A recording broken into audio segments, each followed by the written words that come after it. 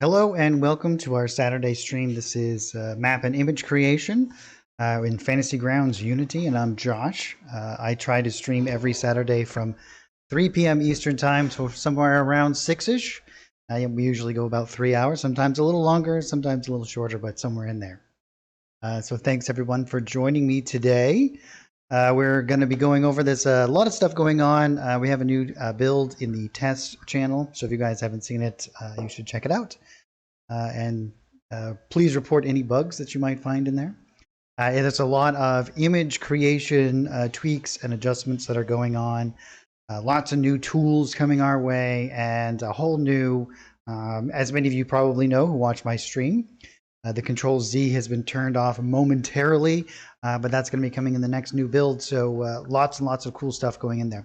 It's a brand new Control Z system. So undoing our actions is going to be much more, it's going to behave a lot more as we would expect it to.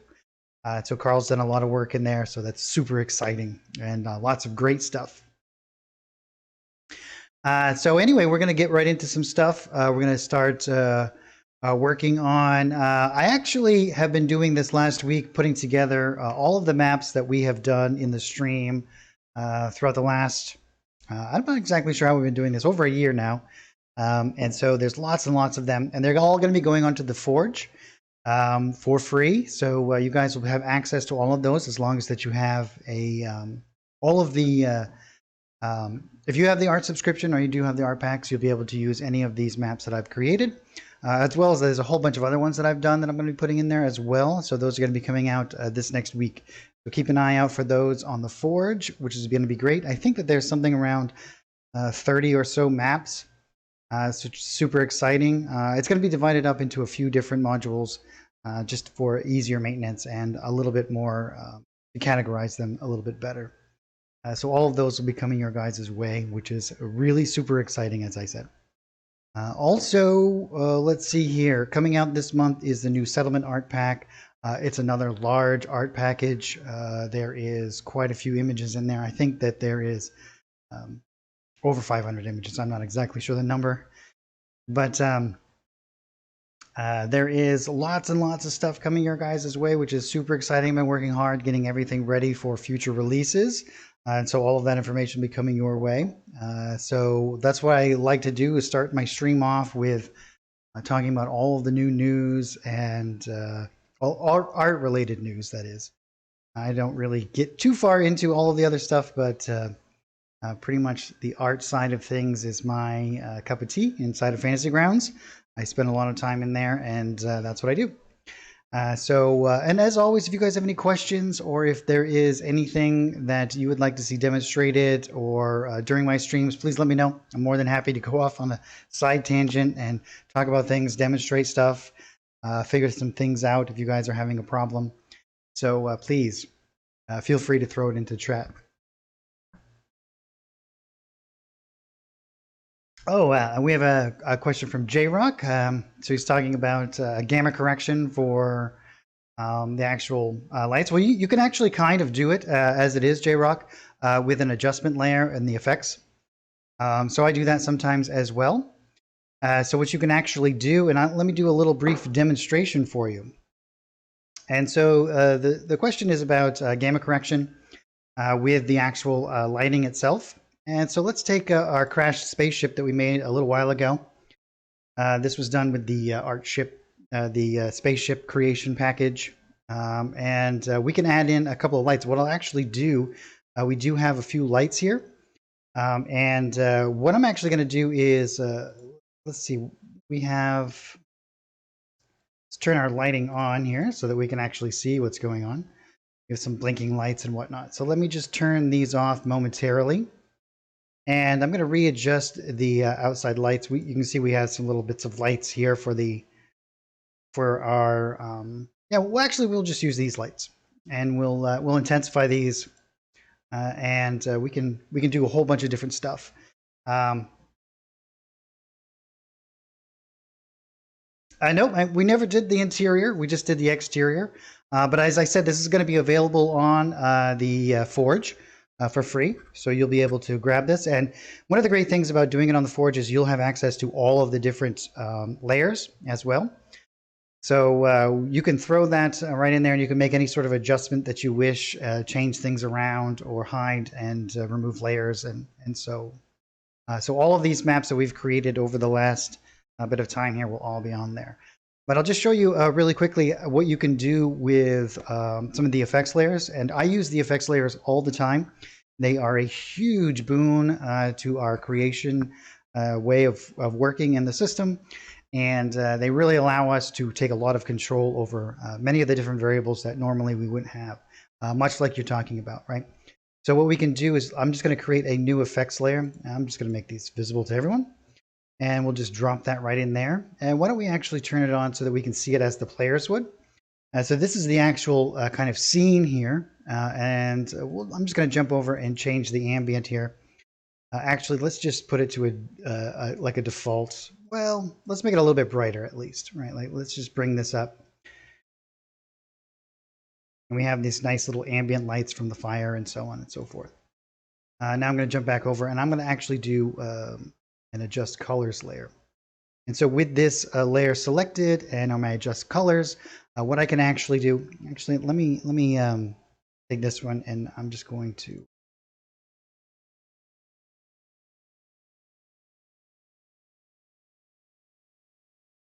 let's change this to a little bit different here.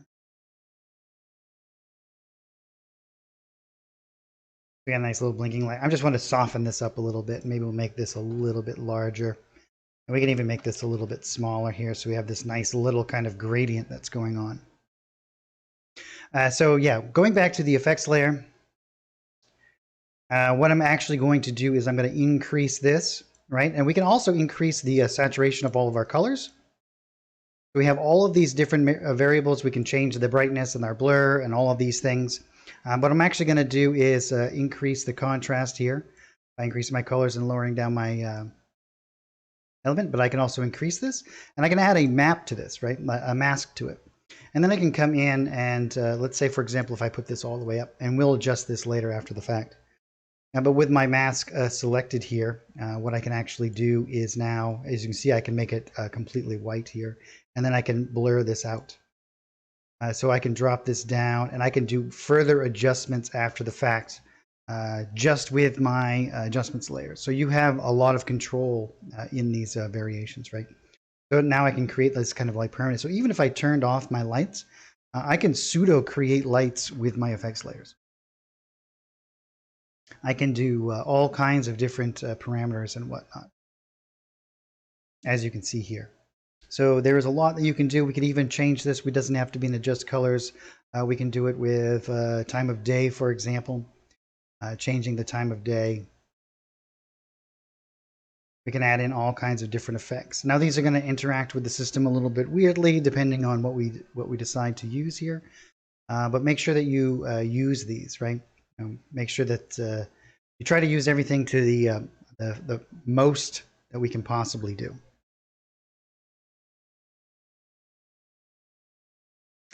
So with some of the recent kind of things,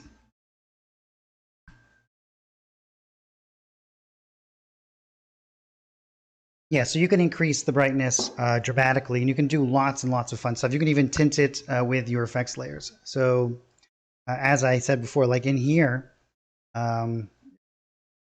if I want to, let's say, make this very yellow, for example, as you can see, I can do this.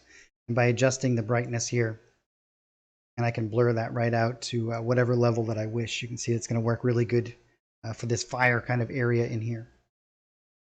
We can even increase it all the way up. We can drop our blue out of there to make it very yellow. So you can use these effects layers to do lots of cool kind of effects in here.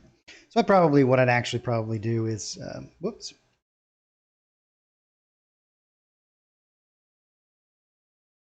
Hide area over here. I'll get rid of that. And then we can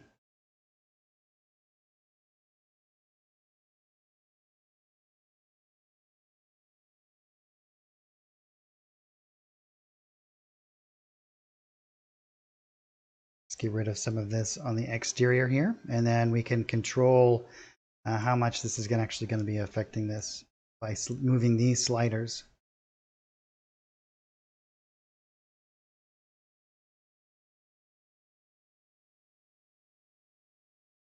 Lots of cool things that we can do here.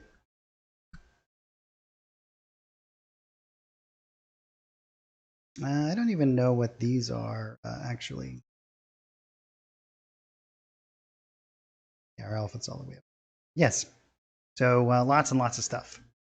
One of the cool things about the effects layers too, if you guys are unfamiliar with this, is that we can do multiple effects layers with the same mask.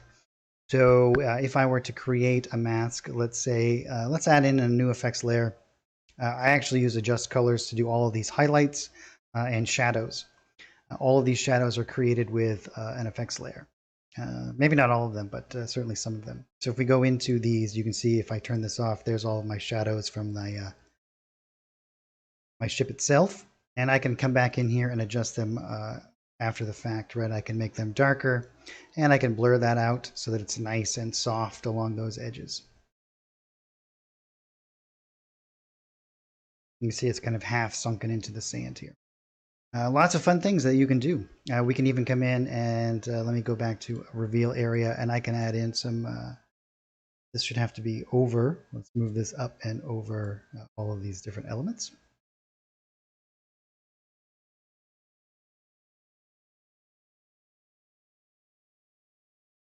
Make this a little bit darker so we can kind of see this.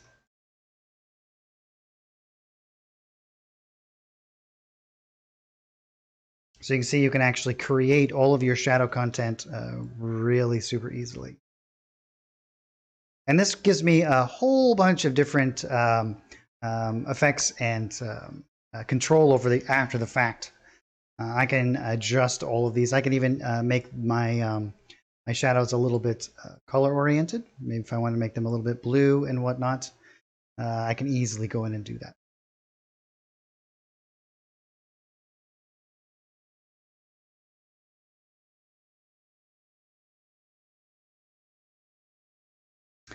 So Spencer says, if a ship was orbiting the planet, you can add an effect layer to show how it would look on the onboard camera from orbit.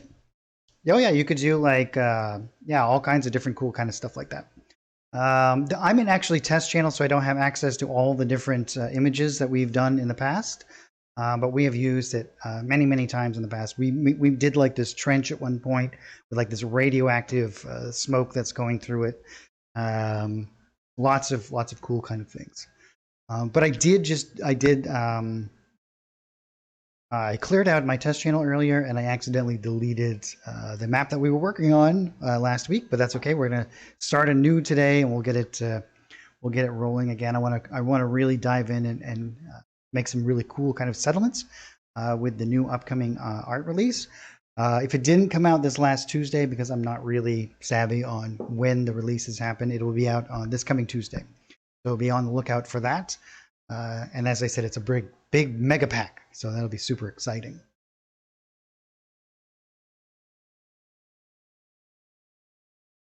Yes, you need to have terrain and LOS to use the ambient lighting shadows, as well as any of the other cast shadows from the other occluders.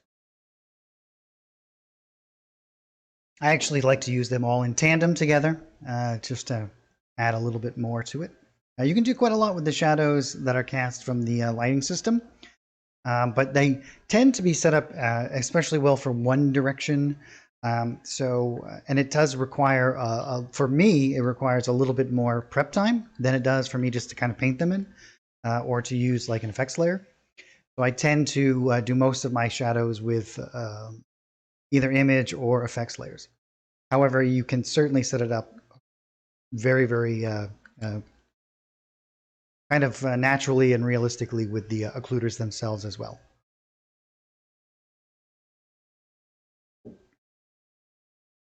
Pardon me while I have a sip of my water. So I'm just going to dive right in here. We're going to move over to the settlement art package. And we'll start. This is just my test one. So some of the way that this is structured as far as like the layout and the name of the files and whatnot will be a little bit different than your release, but you'll certainly get the general kind of idea. And when I'm creating an art package, I do all of my testing inside of Fantasy Grounds to make sure everything works appropriately and gets displayed exactly the way that we wish it. So what I'm actually going to do is I'm going to grab this water base like I did last time, and we'll just start off with something like this.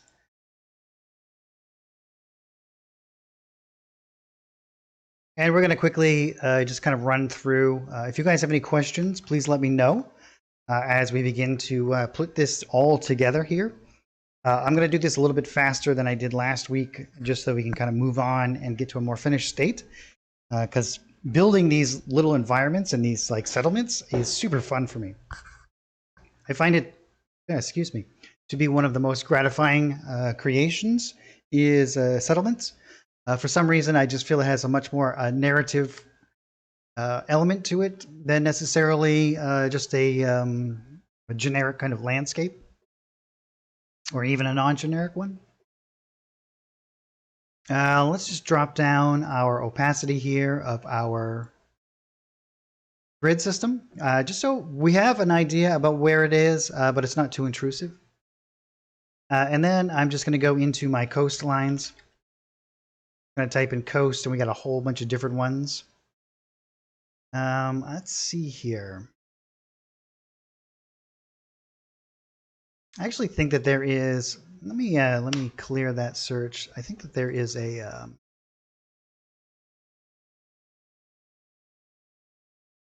Yeah, just going to grab this kind of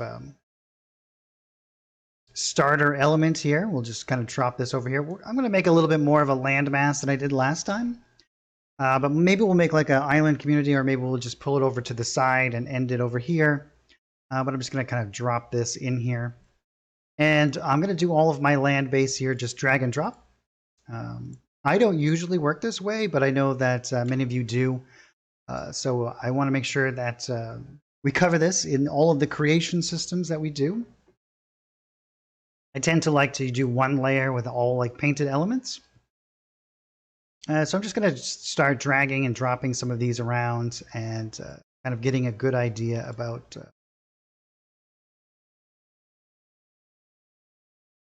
the general kind of feeling that I'm going to be creating with this. And you can see these all just snap together. So it's kind of fun to just kind of place these around and create some stuff. You see I have a natural kind of river that I've created here. And we can tie right into that. I think what I'll do is I'll just drop in a little lake or something in the midst once we get to a more kind of finished state here. And we'll just drop these around. I don't have anything particular in mind while I'm doing this. I think what I'm going to do is I'm just going to pull this down and probably circle it back up around. But we could just end it down at the bottom. I guess we'll see how we're feeling as we move along. Let's grab some of these and drop it right over like this. Maybe I'll curve that one in a little bit. We'll use this guy. I tried to do in this particular art package lots and lots of variants. As you guys know, I really hate it when it seems a little bit too repeating. Like if our patterns are a little bit too repeating, it gets a little bit cumbersome to me. And you see how this sticks over at the side here a little bit. I'm not going to worry about that at the moment. And we're just going to keep on building. And I might even like spill out and change the size of my water later on.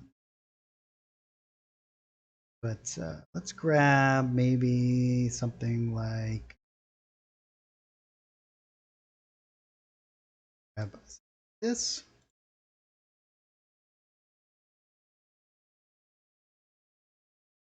And then I think I will scoop that down. We'll do one that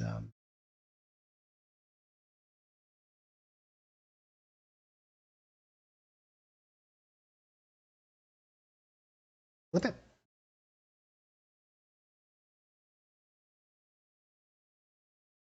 Yeah, I think that's going to work good.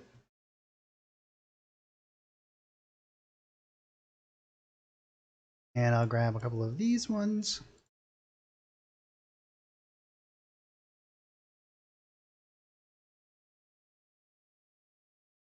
And then I will grab one of these elements that I can just kind of fill in the gap with.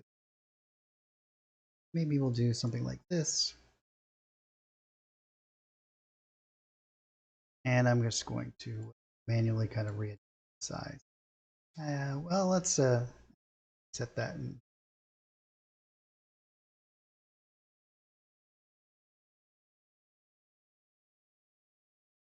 And I'm just going to kind of line this up. You can see it's a little bit sticks over there, so I'm just going to turn this off, and I'm going to go to my width. I'm just going to make it 5. And then I'm going to paint in a little bit of that background. Shorten this up just a little. And this is exactly what I use these little pieces for. I also use them for like elevation changes.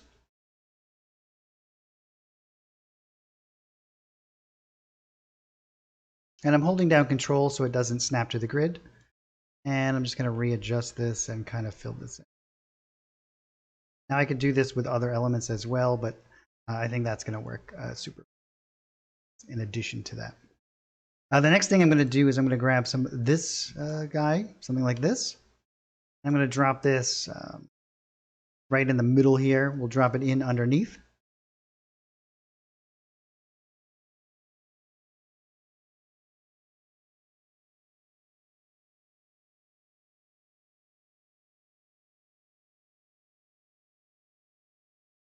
Let's make this maybe like 10. What is this width here? 1, 2, 3, 4, 5, 6, 7, 8. I guess 8.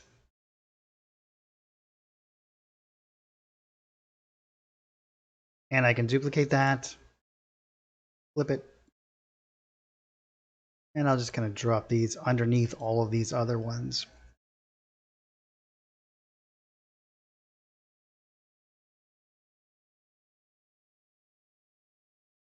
And I can probably actually just make that 3 further and fill in that whole gap there, and let's make it like 9 wide. And I'll just paint over the rest, and we'll put in a little lake right on the top of all of these things. And now what I'm going to do is I'm just going to grab all of these, and I'm just going to move it over a couple of squares, maybe down a little bit. So we created fairly quickly a pretty interesting little area here. I'll make a new painting layer, and I'll just grab, let's grab the round one.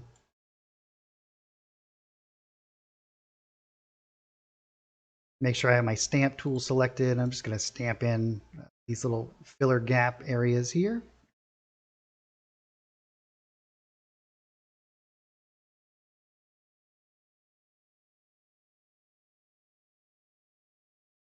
And some of these areas in here where it matches up a little bit wonky, I'll just kind of go over and we'll add in a little bit more texture here. Great. Next thing I'll do is I'll grab in one of these lakes. We'll select one. Let's go. Yeah, this one's pretty good. Drop that right on top. And I'll just use a connector. And I'll just go right in and connect that right to the lake itself. We can do it a couple of different ways. I can actually probably use one of these.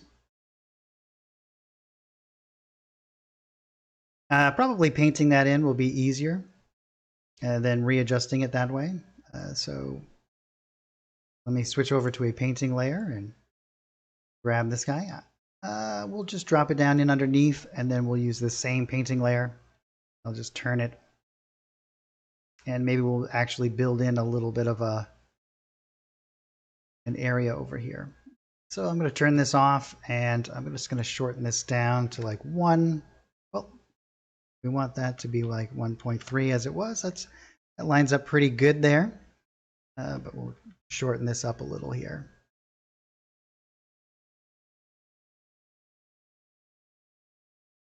Let's do like 0.8. Yeah, that's going to be pretty good.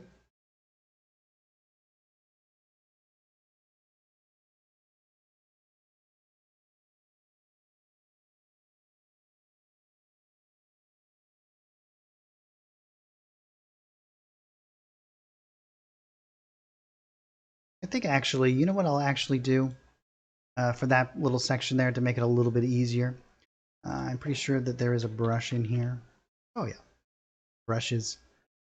We could actually paint out that little area, or let me see. Let me think about this for a moment before I commit to doing any one particular task.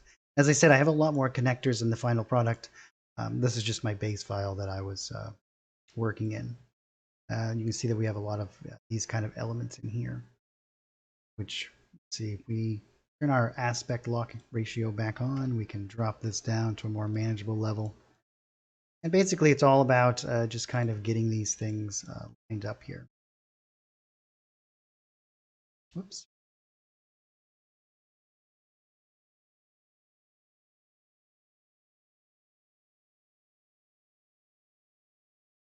It gets super wonky that way. So we'll figure that out as we progress here.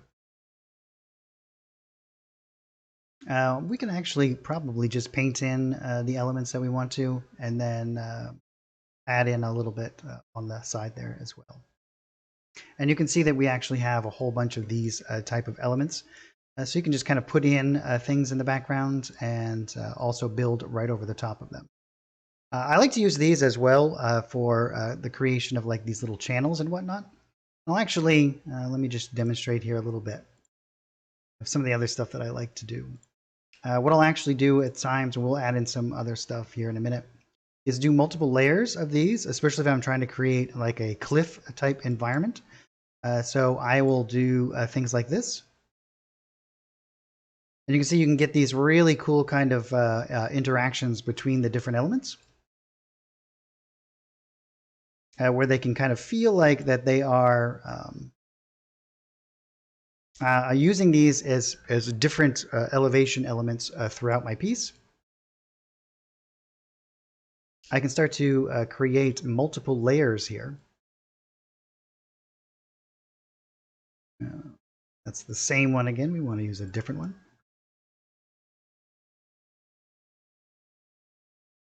And I'm going to drop this down in underneath. And I'm just going to use my arrow keys to move it out a little.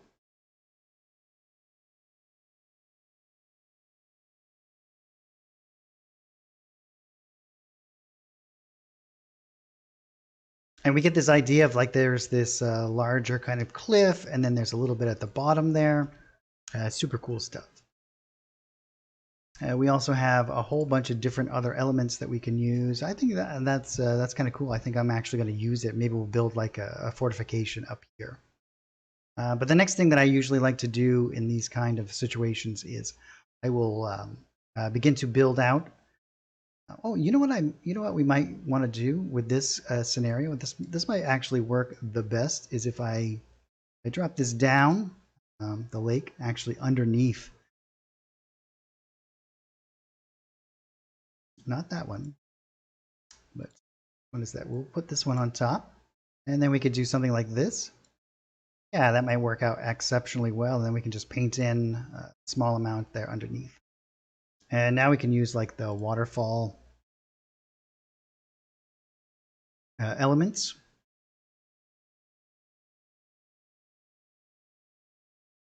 As you can see that the size on these is not quite adjusted appropriately for all of the other.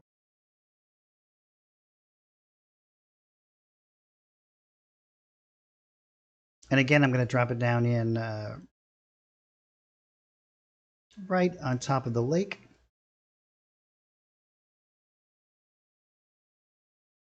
And we can just kind of squash it down and find a little area. I'm just going to actually use the little bit of... I think I'll actually paint. It's not going to work appropriately. But yeah, that's going to actually work pretty good. And I can kind of adjust this size. Something like that. What I think I'll do is I'll just kind of squash it down and line up these two.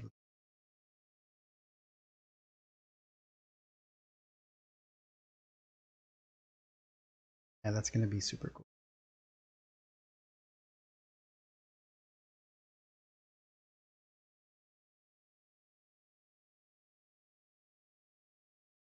So I hope everyone's having a wonderful summer. I'm pretty excited about, I love summer. But I'm pretty excited about fall. It's my favorite time of year.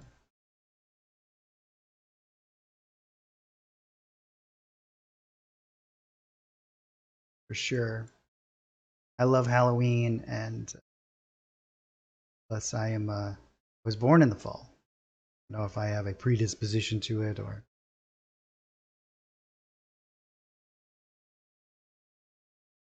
just like that. It should work pretty well. And then I can come in, I can create a new painting layer. Let's drop that down in right on top of our lake.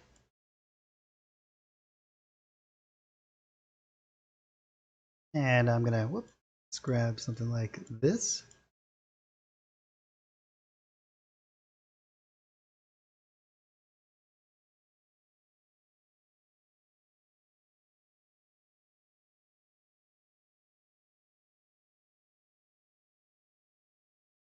And I'm actually gonna drop down my opacity of this and just kind of fade this out. Yeah. We get a little bit of turbulence of the water coming in. Yeah, that looks really good. I like that.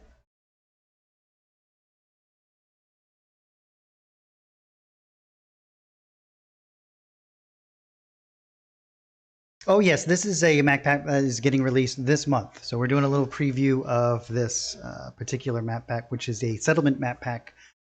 Even though that we're not working on any settlement at the moment, it does have a quite robust kind of land creation, coastlines, rivers, and so what. And so we have a lot of stuff that we can actually do with it.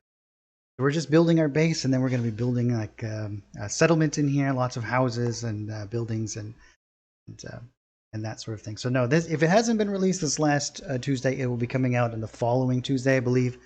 Obviously, depending on the queue, but this month it will be coming out.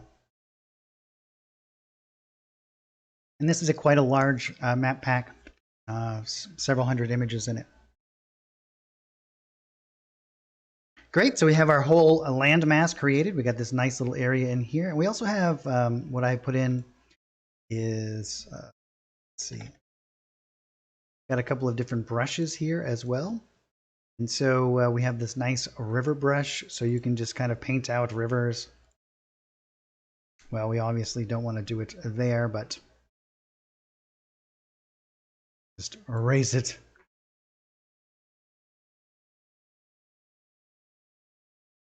Let's go all the way to the top here, and I'll show you. It's a nice little river brush. So you can create your own little rivers. You can see it's a little bit of repeating, but I've included lots of different things that, and there's several other actual river brushes in the package as well. We can also do cliffs and whatnot, and maybe we'll actually do that. Maybe we'll add in some cliffs, what we can do in through here. And I'll kind of show you what I like to do. So you see where we've put in these elements here, these additional kind of coastlines. So if we come in underneath, I'll make a new painting layer just in case we want to delete it or whatnot. But basically all you need to do is you can kind of come in underneath these and add in lots of cool little cliff type elements and whatnot. Pretty fun to do.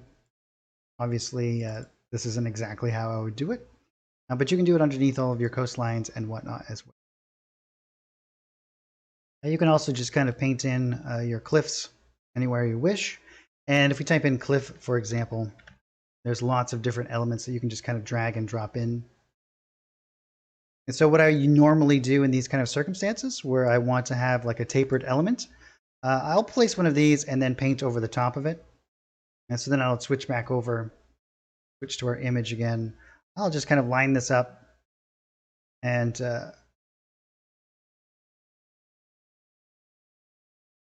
do something like that. And then I'll do the exact same thing and I'll add it to the other side there.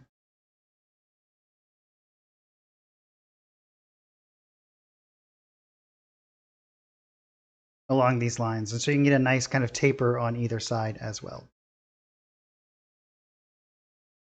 And we might add in some of these as well. But the next thing I'm actually going to do, let's go all the way up here into our, no, not in our effects. into our decorations, and we have lots of different grass elements and whatnot. So we got a whole bunch of different cool kind of stuff like this, and you can just either drag and drop these out, but I'm going to actually paint these. So let's make a new painting layer, and we're just going to call this maybe we'll add in some farmlands and whatnot. Obviously that's a little too large, but we can do in nice little farmlands. Lots of these elements.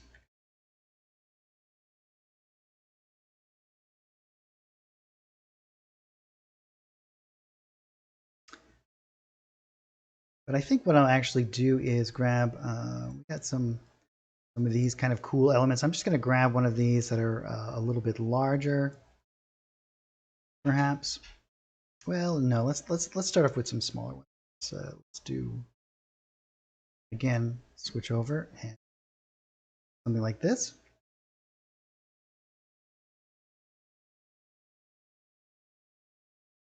And what I'm going to actually do is just start to drop these on. Now, these are designed to kind of be layered on top of each other. So you can get lots of cool interactions between the shapes.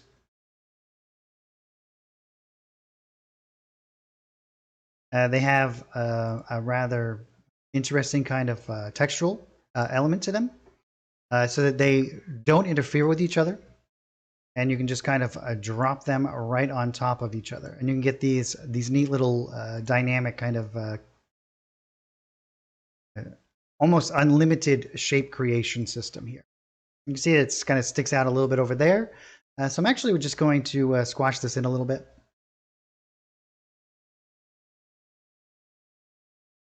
So never forget that you can always jump into and readjust your painting layers after the fact, even if you painted out a particular line or whatnot.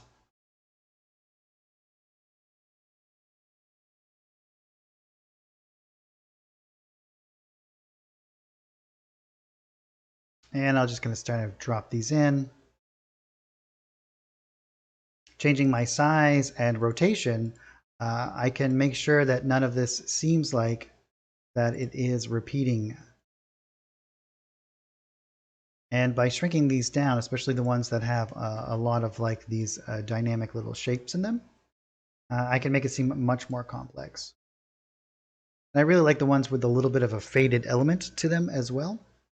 It just makes it feel like to me that there is areas where the grass just kind of ends abruptly, and also areas that kind of gradually taper out for whatever reason. I think I'll even add in some out here onto these little islands. We should add in some additional islands as well.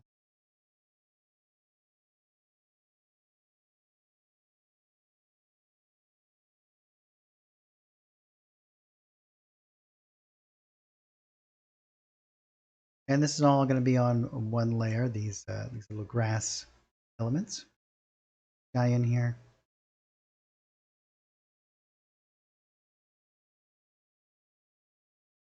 And this is where the stuff really starts to become fun for me. And I'll even show you guys how you can do lots of cool stuff with the effects layers in conjunction with this kind of stuff to make color variations even after the fact.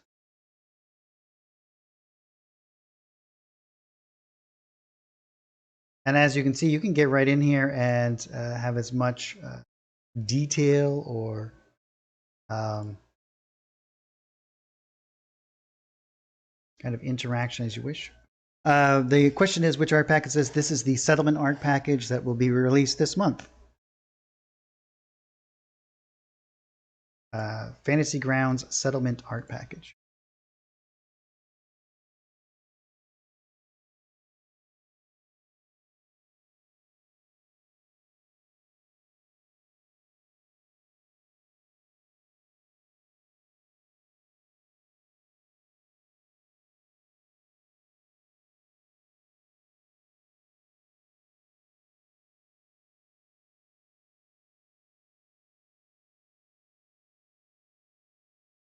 I think we have a little bit of an interaction down there.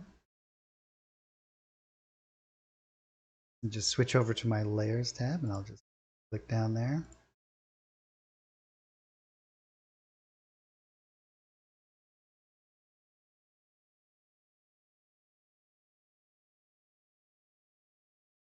Oh, that's a painting layer. That's what that is.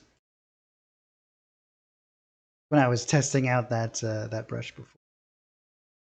So let's go down in here and just switch over to eraser. Wondering where that might have come from.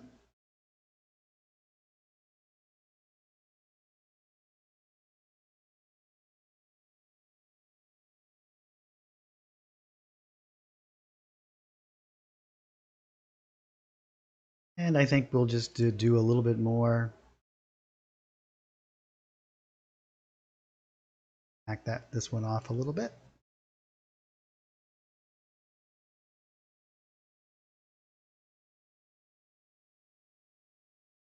Change my size here and then bring it down. Maybe we'll do something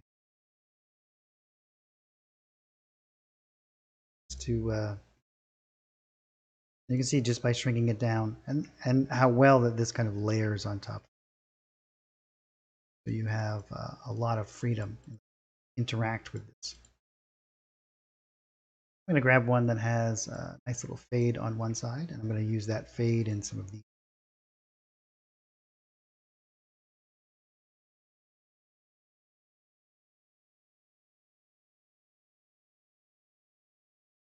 You can see how you can really change that dynamic by adding in some of these little faded areas and some of these other areas. So that's really starting to look pretty good. Adding in a whole bunch of different stuff. So I'm not going to go too crazy right now. I'm going to add in some larger kind of elements on this side. And I will obviously go back in and do all of the little details and whatnot before I add it to the forge. But you can get a kind of a general kind of idea. We'll do a nice grassy area up here. And I'll just grab this one. A little bit more of this broken up bits.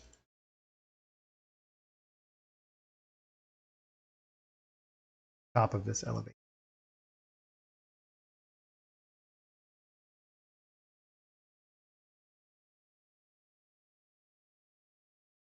And we'll just fade off some of it. You can see what I mean, where you have like the faded elements and then these broken up elements, and their interaction together is very pleasing. So some of these might seem like very odd and awkward shapes, but you can see when they layer on top of each other, it actually becomes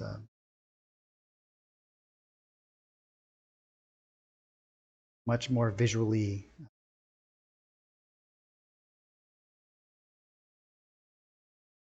evident that how they can be used like this. There's also brushes for like roadways, rivers.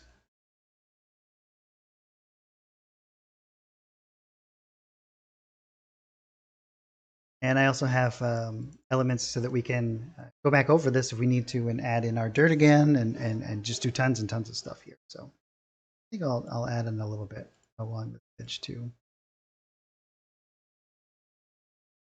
Maybe this fades as it goes up towards that embankment. And I'll do a little bit. Why not? Like while we're doing it.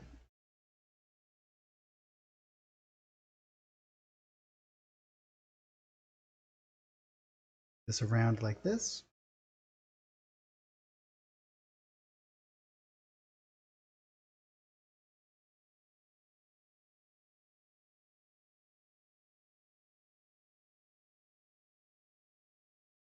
Great. Yeah, it's super cool. I really am enjoying the way that this is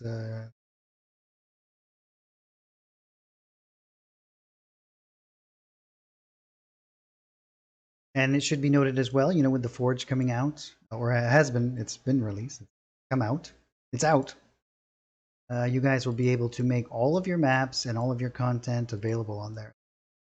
Any maps that you make you can certainly add into a forged product or as a standalone element, which is super great.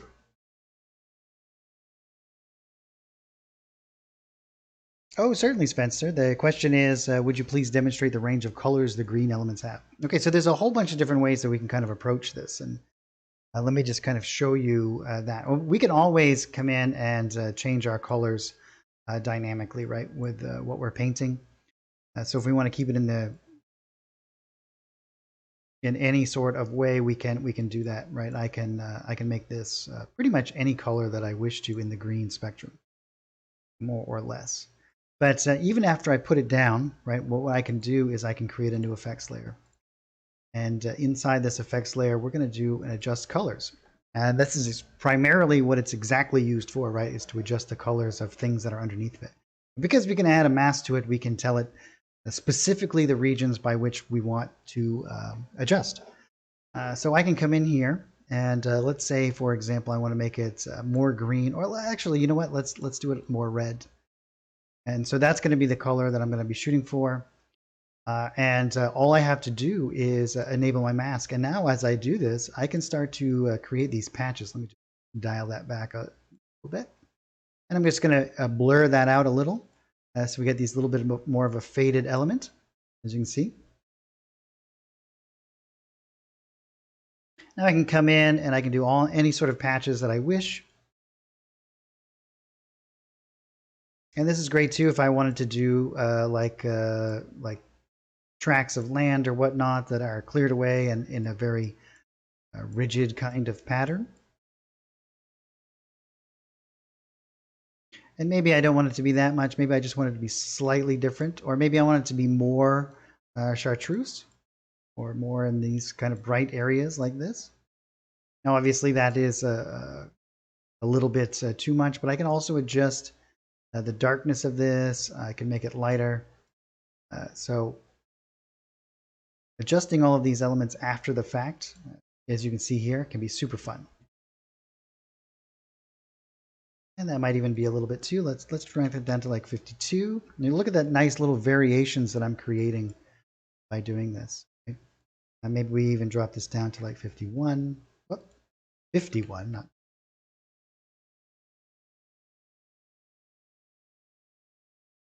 And this doesn't interfere with any of that textural stuff. It requires very little work after the fact. And we can do this with trees and everything along those lines, right? So I can add in another, and this is really great for doing like the ground, for example. So here we have all of our coastline. And I'm actually going to create a folder, and we're just going to call this ground. And I'll drop this down in underneath my grass. And I'm going to grab all this stuff, and I'm just going to drop it right. Just so it's easier for me to kind of navigate around. And I'm going to create a new effects layer. I'm going to drop it underneath my grass, so it's not going to affect my grass. And grab my adjust colors layer. And maybe we'll increase the red here a little bit, but we'll decrease the brightness. Maybe we'll even increase the colors like this. Make it like a nice kind of brown in here. And again, I will enable the mask, and then I can start to create some nice little like darker, dirty areas.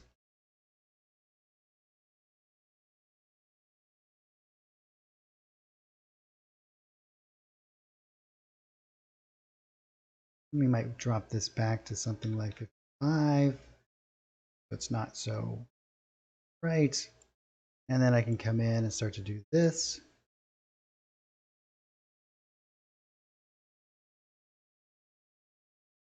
And what I'm doing right now is holding down Alt so that I can do any shape I wish. If I don't hold down Alt, it'll be a square.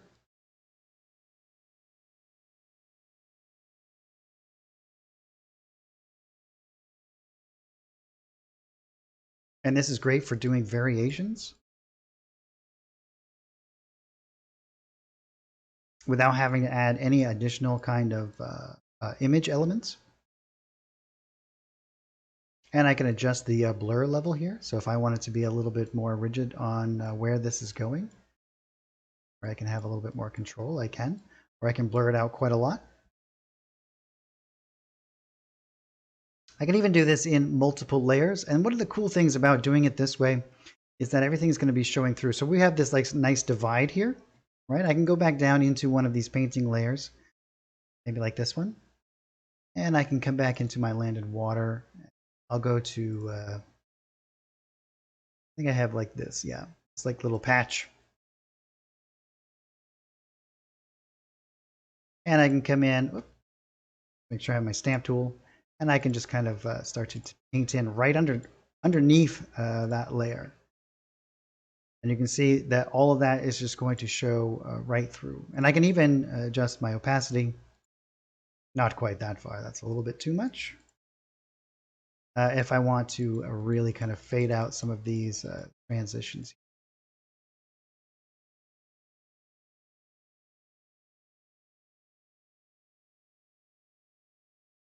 And at any time, I can come back into this effects layer. And if I think, oh, that's a little bit too dark now, I can just increase this. Maybe we'll do like 40, you can see. If that's not quite enough, you know, I can do a more, I can do this even a different way. We can put this back down to,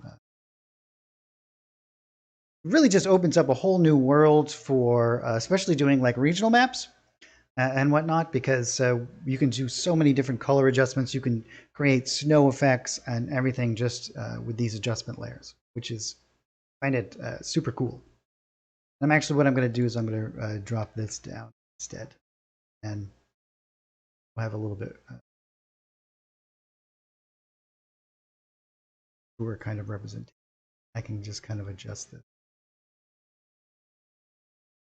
Maybe we'll drop this down to like, well, very natural.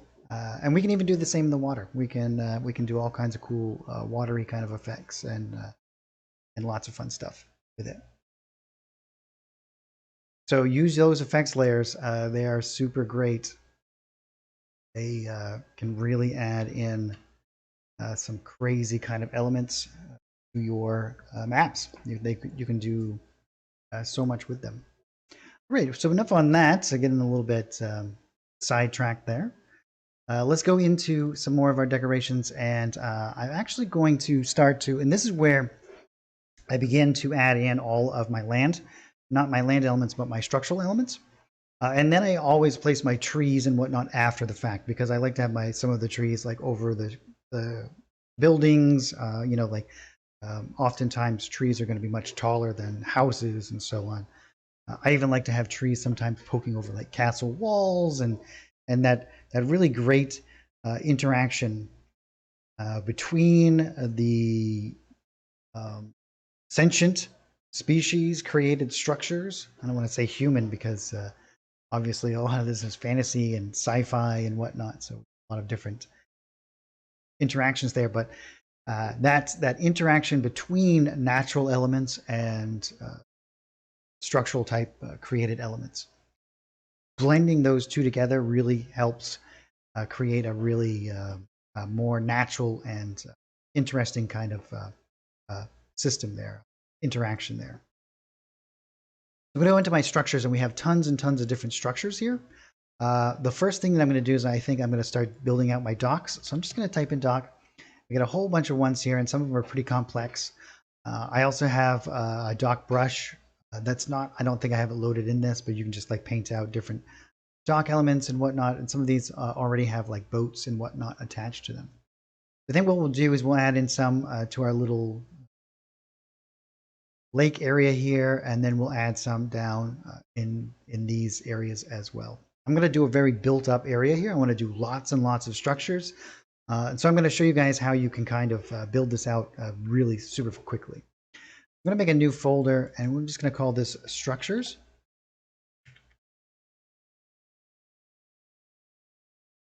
And you can see I can just drag and drop these out, and we can just rotate this around. Depending on the scale that I want to kind of place these in, right? I'm let's drop this down something more.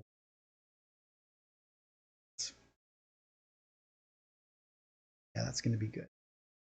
You basically just kind of drop it and place it somewhere where it seems to be adequate, right? Like somewhere in there. I also have all of the individual boats and whatnot that you might want to use, and we'll put a bunch out there. Actually, you know what? I want to throw in. Well, we'll add in some islands after the fact. We don't have to worry about it too much and then we'll drop in one in here. And again, I'm going to drop this down. Maybe we'll do something like this. Now all these sizes are adjusted in the actual art package, so you don't have to worry about that. And if you need to move something, rotate something without it snapping in any particular way, all you have to do is hold Control, and you can move those around really super easy.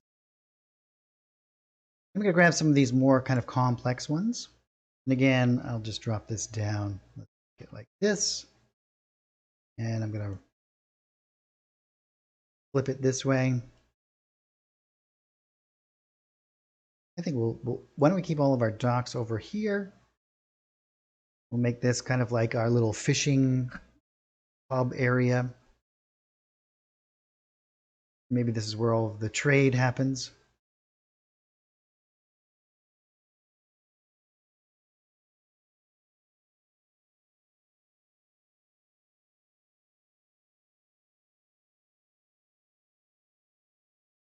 We even have a nice little schooner type ship there, cargo ship. Nice. You can see how easily you can start to build this out. I mean, you can just basically grab these and just drop them around. Make them whatever size you wish, and we can just kind of place them wherever we want. Make that like this, and I'll just have it sticking out from here. We'll do it like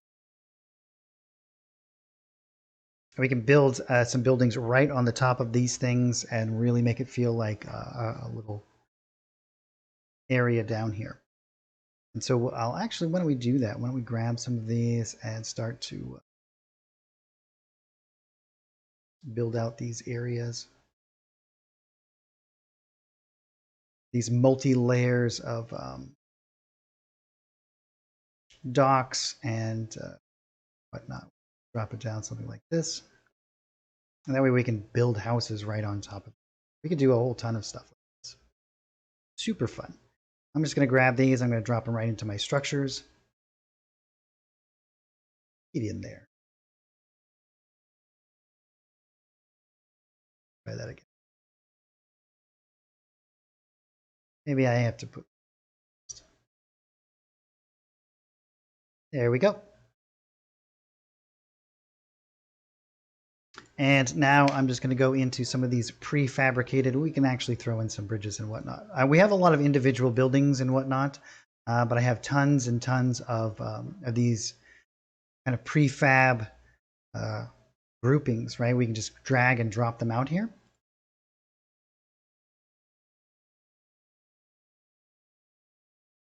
So we're just going to grab and drop some of these out. Maybe I'll make that a bit bigger, like this.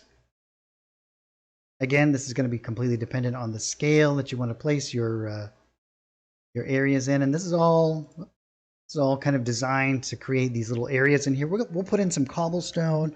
We're going to add in all of our different roadways and all of that kind of stuff as well. But that's why I like to build this stage first, so I can have a good direction on where I'm going to be placing all of that other stuff.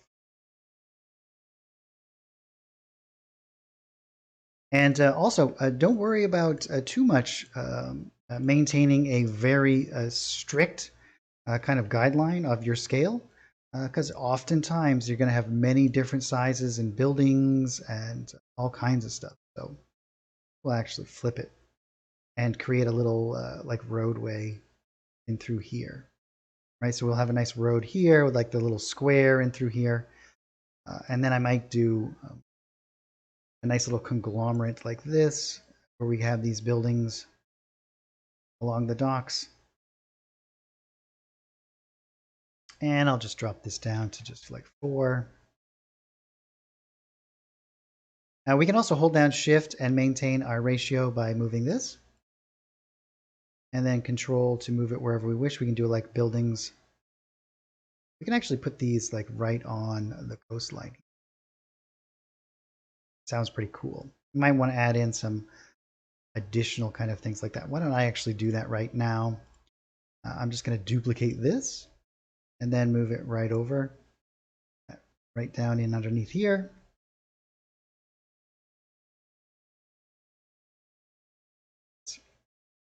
This.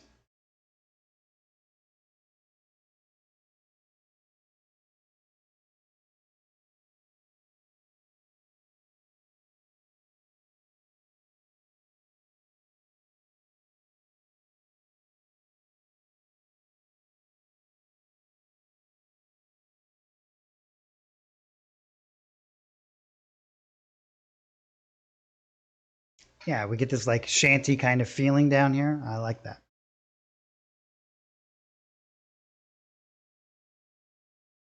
I might even actually just do another one.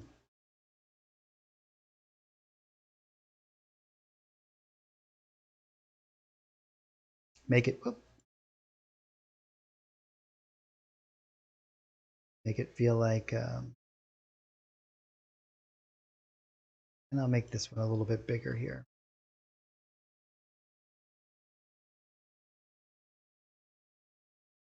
Yeah, that's cool. And I'll grab some of these additional kind of elements, right? Much too large.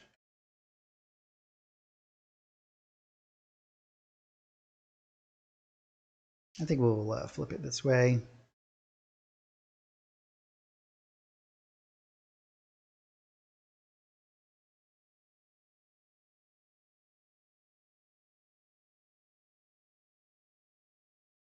And I'm just going to start to grab some of these and drag and drop them out.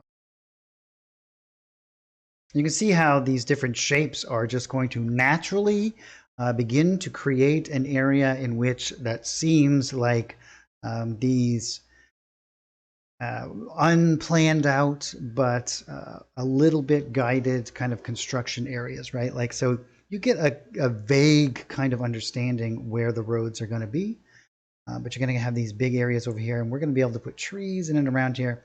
You get like a base kind of structure. You have these little alleyways and little inlets and whatnot, but it's certainly not on a grid system, certainly not straight out, much like that they would have been created back during the kind of fantasy age that Dungeons and Dragons kind of tries to adhere. That time frame where that Middle Age scenario. And again, I'm going to just adjust it this way and kind of build it, like have it work in and around these buildings. And you can see like these natural kind of inlets and whatnot. So cool, so fun.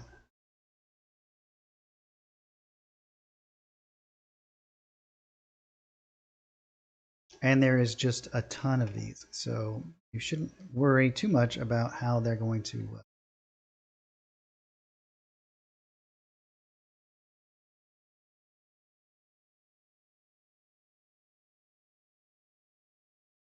gotta stop doing that.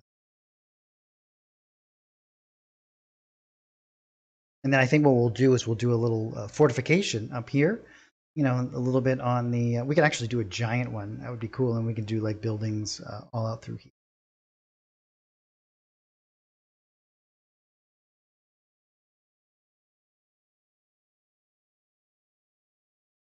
I think what I'm actually going to do,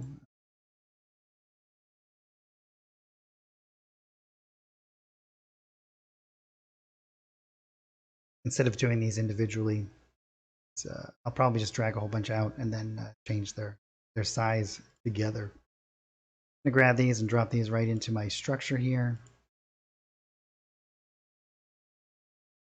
Move that on top.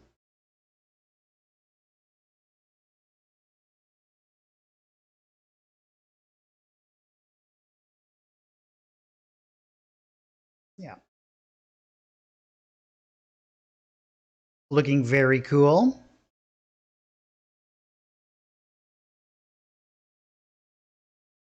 And we'll do some larger kind of buildings in through here.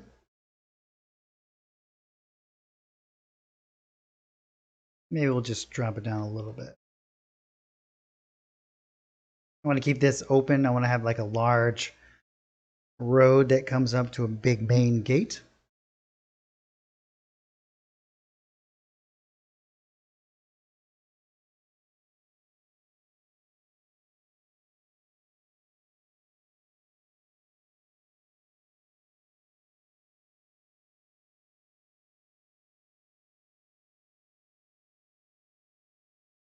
That's 2.5.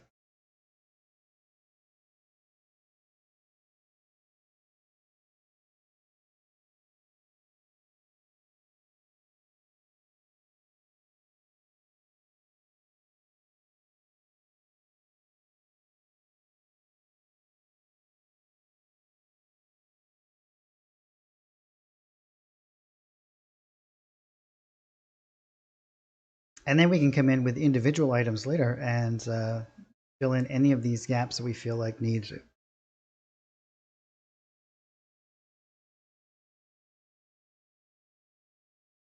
And I'll grab these and let's just drop them here. And so as I was saying, like we can adjust all of these sizes after the fact in addition to that.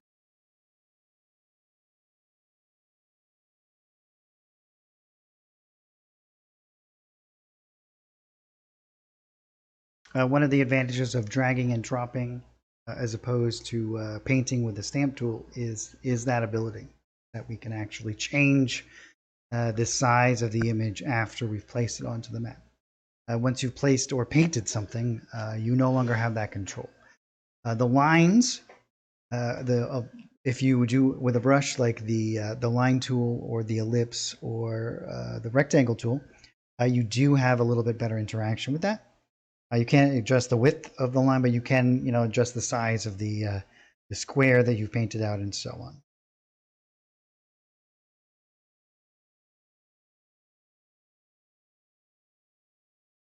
So I'm just going to grab out a few more of these.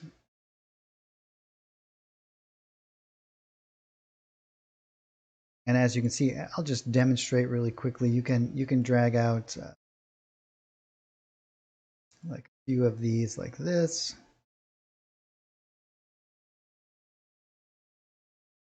And then select them all. And then we can change the size of it, and it will change the size of all of them. And so you could do that with your entire structure bundle. If I decided that the scale was wrong, if I placed them all in here, for example, as you can see, we have it the width of 15.4. So if I wanted to make them all smaller, I can do that just by selecting that right there. But I'm going to put it back to where it was. You can see everything is back as it was.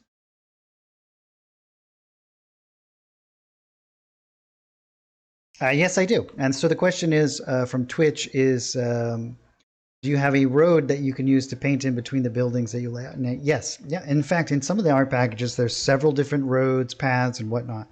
So also don't be afraid of mixing and matching the art packs together. They're supposed to be used in unison. So let's just make that into something like this, and then I can just grab that and use that all as one unit. Maybe we'll make it like 5.5.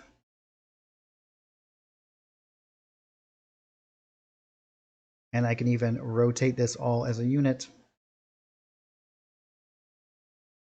And then drop that right into my structures here. Let me.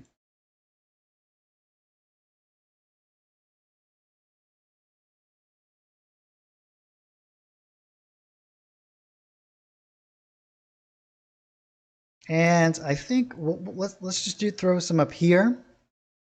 Another great thing that we can do is we could grab a bunch of these buildings, right? Like we do maybe like this whole section, and we can just duplicate that. And so if I hit the duplicate button, I'll get all of them. And then I can grab that whole bunch of them, and I could just drop in a whole nother section of town over here. I can move them individually, kind of reorganize them here a little bit.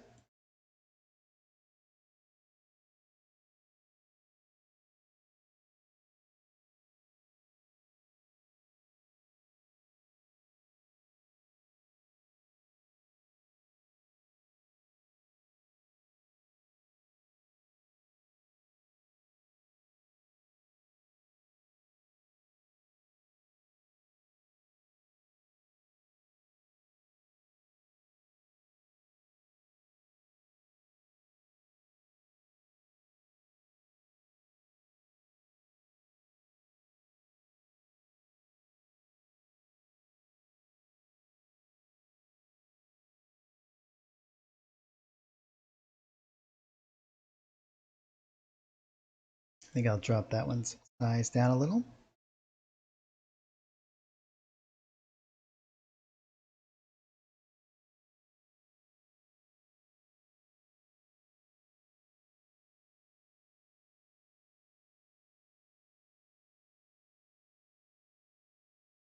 And now I can, if I want to move the entire area here, and I can even rotate it a little bit. You can see how quickly I can start to populate all of these different things. And I could do this several times over again. And I'm just going to grab this and I'm going to drop it again right inside the structures here. Maybe.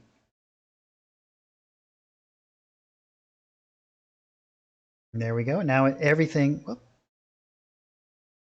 everything in the structures is all one unit that we can easily move around and adjust without much of a problem.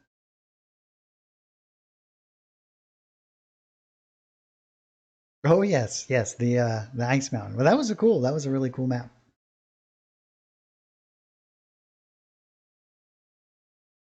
Oh, the date of the handout pack. So I don't remember that, but I don't remember what the date was, but it was the I believe it was the Town and Cityscapes art package.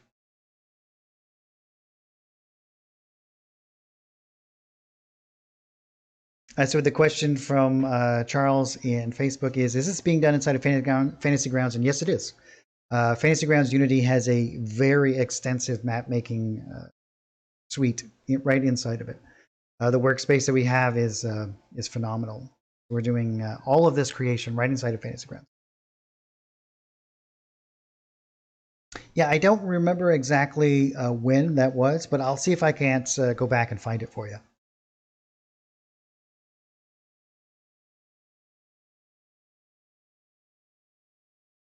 So now that we have a lot of these buildings kind of placed around, I'm going to start to build an actual structure for all of our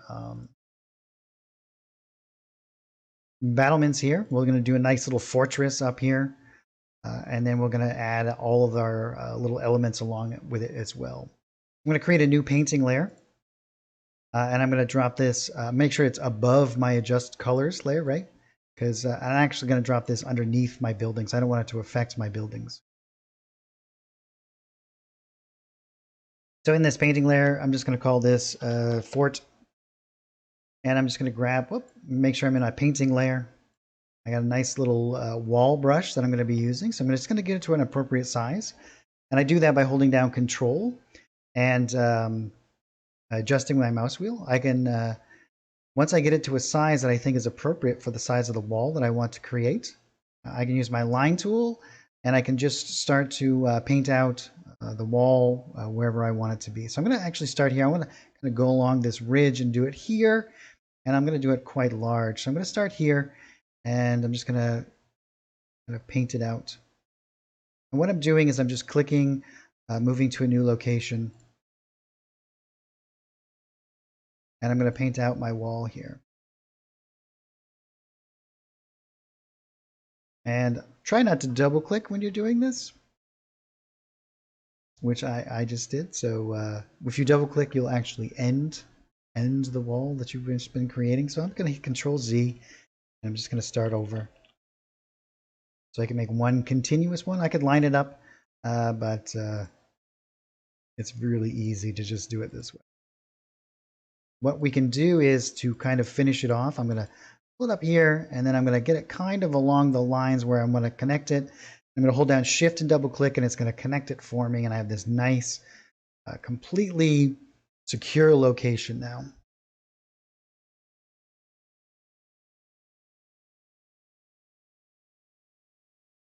And I can even come back in with my eraser if I wish, and I could erase a section. But I'm going to keep it there because my gate is not going to be necessarily completely obscured, right? We're still going to have some battlements on top there. Now I'm going to grab one of these guys, and I'm going to start to place in all of my towers. And so I'm going to create my my gate here, something like this.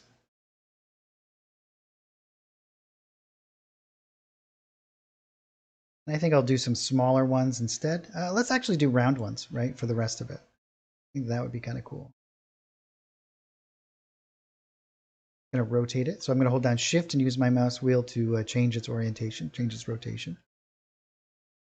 And I'm going to start, I'm going to do some different size ones depending on where it is, right? So I'm going to do like a couple of larger ones here and there, and then a couple of smaller ones.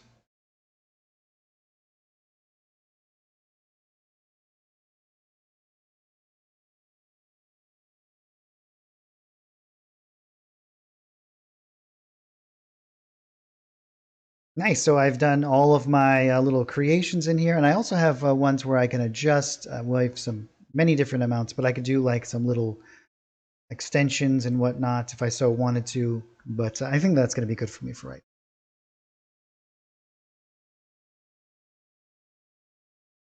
So what I'm going to do first is I'm actually going to be using, and you can see there's a bunch of like pre-made ones.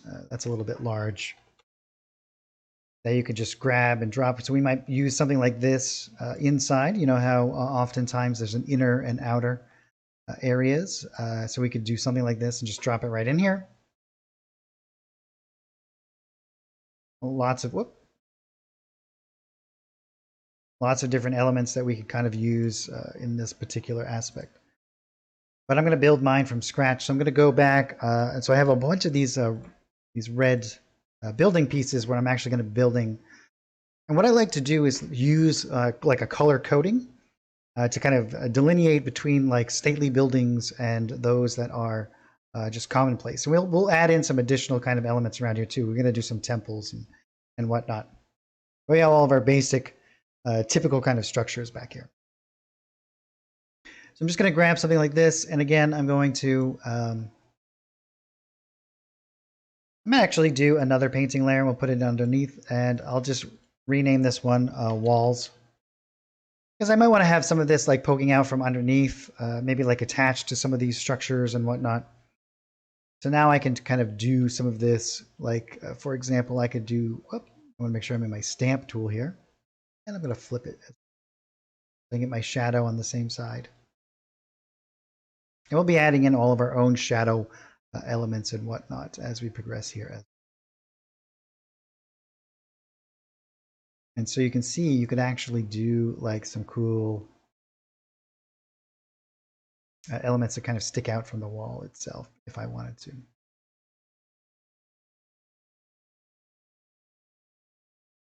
But I'm actually going to build out some structures here.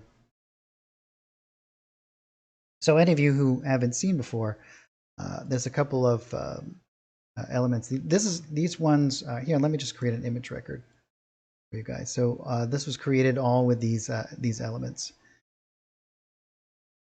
As you can see, we have a nice little, and these are pre-made maps that will come with the art pack as well. And this is all able to be built right from the art package inside of Fantasy Grounds.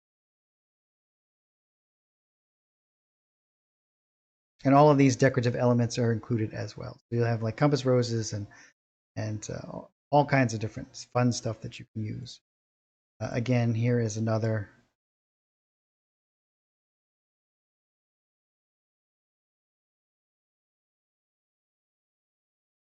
And it's the same kind of situation as you can see here. You can build these little like castle-like structures very, very easy. And to get the kind of darkened effect at the end here, what we'll actually be adding is some different effects and whatnot to change our contrast and what.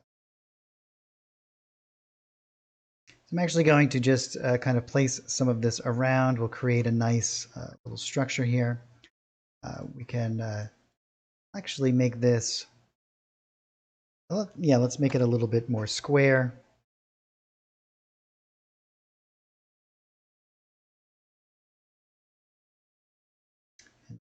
Make it, oh, that's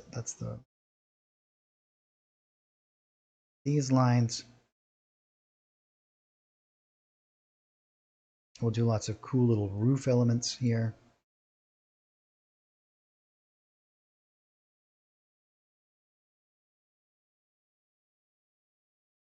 I think what we'll do is we'll just blend these all together at the end here. And we'll add in a bunch of towers and whatnot. We can even do like some cool like bridges between the towers. That would be fun.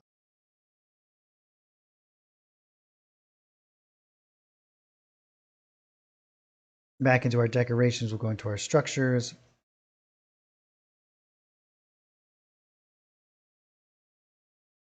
And I'm just going to grab some of these other elements here. And again, I'm just going to start to paint these around. Right, so we have these nice little like peaks that we can do.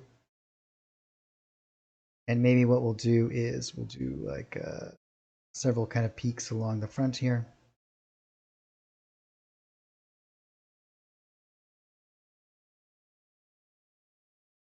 And we can grab some of these elements.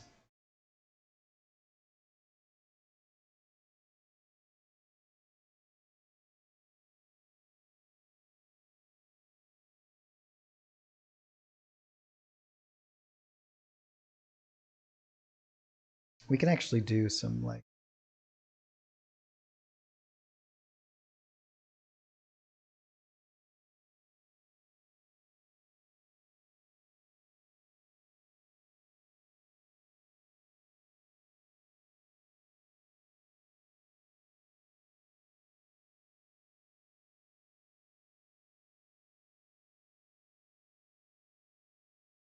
building a nice big castle here.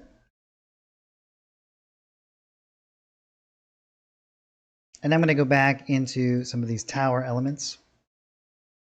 As you can see, we have a whole bunch of different ones. I think what I'll actually do is use something like this. Kind of like place this where it's kind of got these built-in walkways across the towers here. And not there. Accident. Well, actually, you know what? Let's just build our own here.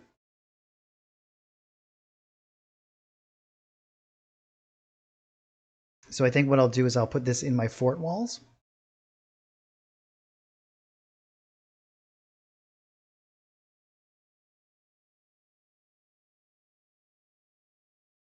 I'll do a nice large tower here. And let's say, for example, I wanted to do something. As you can see, we have like these wooden planks and whatnot. So I could definitely do something along. Whoa, that's way too big. And then I could paint in some sort of baseline to do like an open kind of concept as well.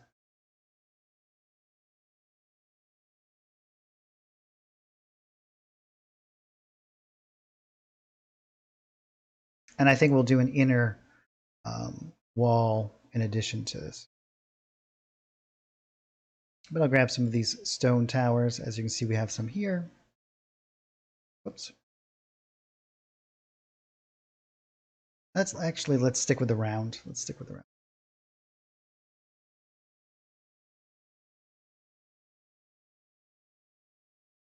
And maybe we'll place some out along these areas. Or you know what? Let's do some of these on the outside. Let's make these not part of this main kind of castle. We could do some like watchtowers or whatnot out and around. And we'll do that after the fact.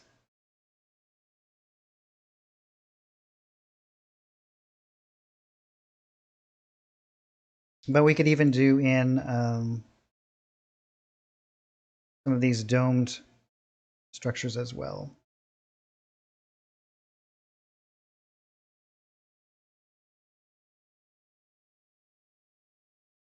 Maybe we'll do it on this layer. We should probably do it in underneath. I kind of want it to be poking out from there. Make a new painting layer and drop it down in underneath. Yeah, that's kind of cool. But I'm going to move it over a little bit.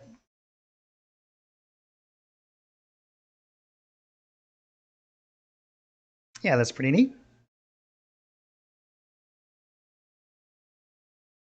And what I'm actually going to do is I'm going to use like a bridge to create some like walkways.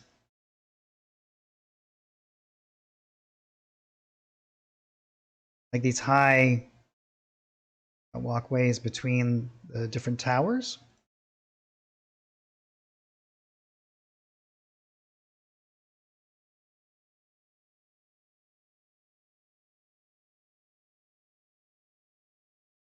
Yeah, that's super cool. And the other thing that I can also do in this particular kind of element is I can grab something along the lines of, I can grab one of these walls, not these particular walls, but maybe I'll grab something like this, and I'm going to change its orientation straight up and down, and I'm actually going to kind of paint in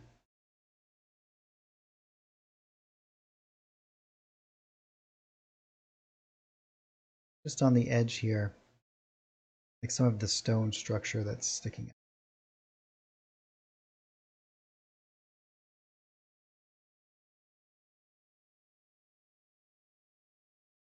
I got a little bit wonky there, but that's okay. I'll add a little element coming off of it.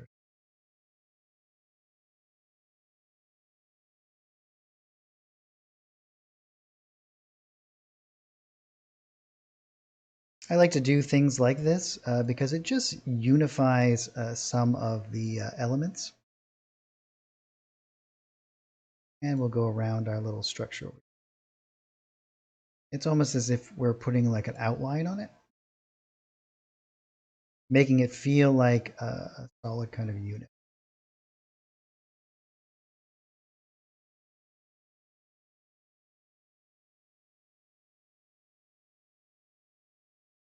And I could spend a little bit more time and line these things up a little bit. You can see like that's a little bit off here. Cool. Probably do some right there a little bit.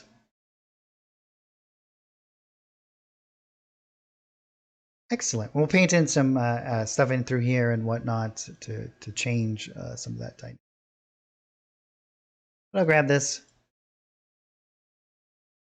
and we'll do a little bit smaller of a wall, and I'm going to do it underneath so I can just kind of connect here.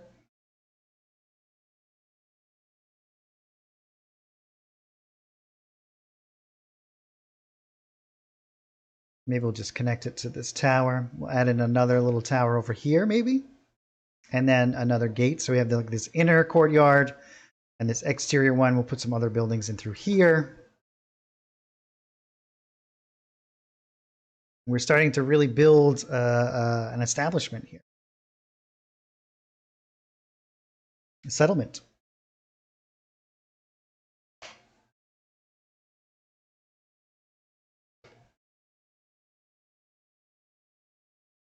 I think I'll actually use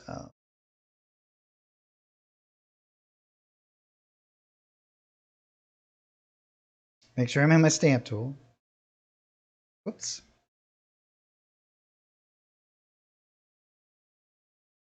Well, I think I can probably just paint right over. Don't worry about it too much.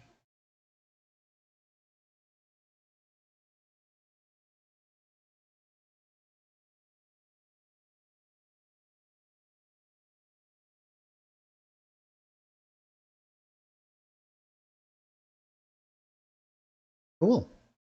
Very, very cool.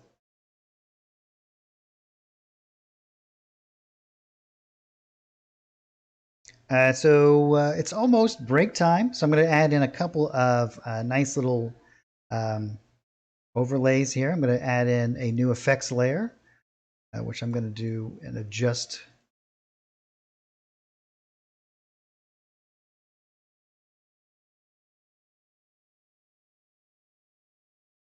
Sure why the little drop down wasn't working there for a moment, but let's do a time of day.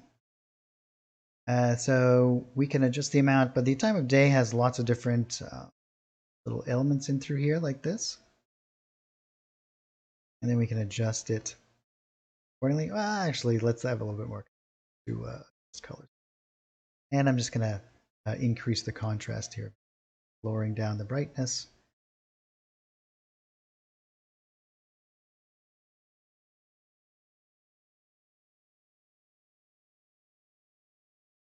And I'm going to drop these down so it's a little bit on the blue side. And I'm actually going to use this to do all of my shadow. And I'm going to add a mask to this. And holding down Alt, I'm just going to start to paint out shadows. And then I'm just going to blur that out. Might want to make it a little bit less.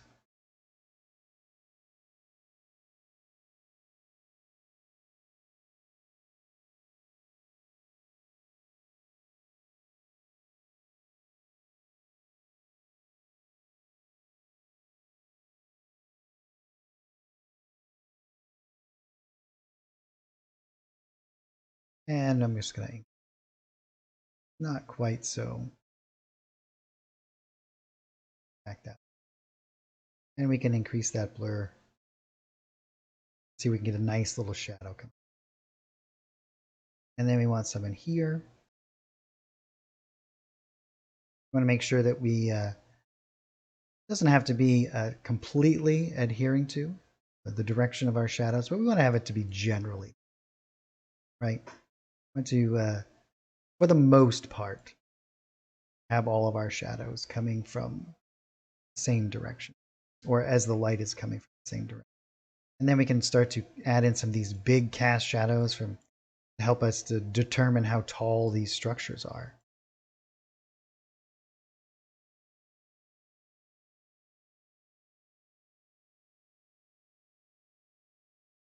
We'll do some right here.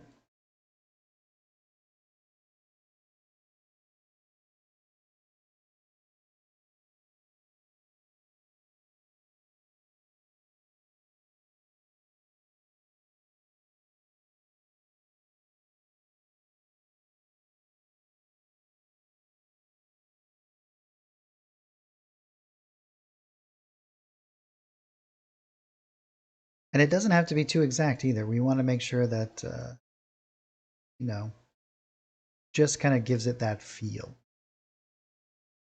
Don't worry too much about trying to make very precise kind of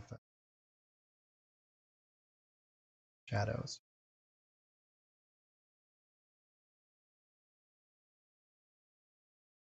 And I'm going to do, I'm actually going to do a different layer of shadows for these buildings because I'm going to do it much more generalized and much softer.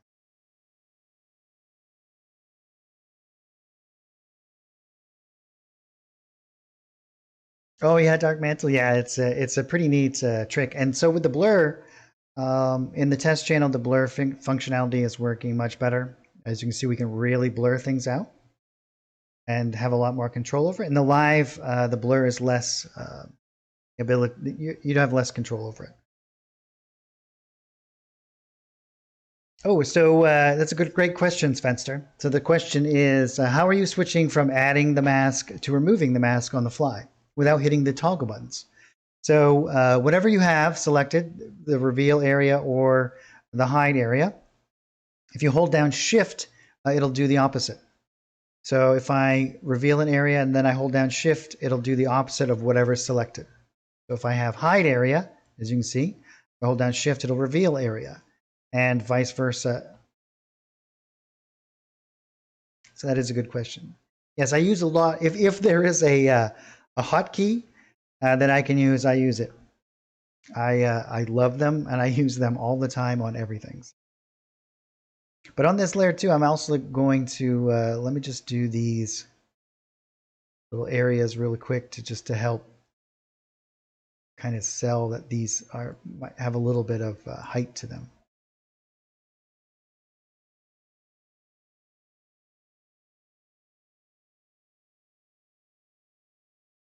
And I'll do a little bit right in through here. Extend that shadow. That's a little bit too far, so I'm going to hold down Shift and just go back.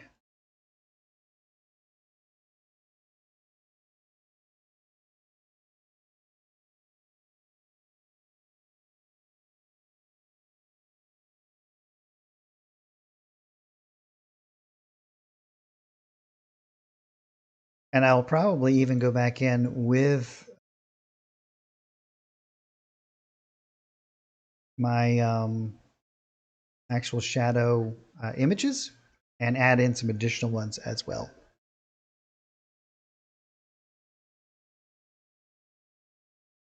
So what I'll do now is I'll add another effects layer and another adjust colors. And where I have this 45, 45, 42, here I'm going to go 48, 48, 45.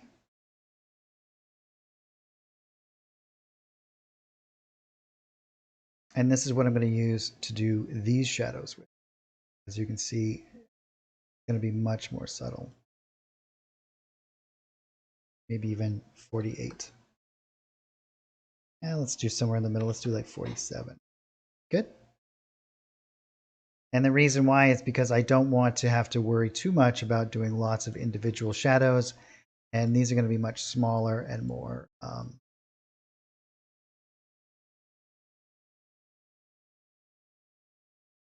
one of the great ways about doing this is, like I said, it's whatever we do underneath is going to be completely adjusted. So I can go back in and paint in all of my little courtyards and whatnot. And then I can put things over the top of this, right? So all of my trees, I'm going to have another layer of trees and other elements above it. And that will not be affected by this. So I'm just going to go in and do some much broader kind of large shadow areas.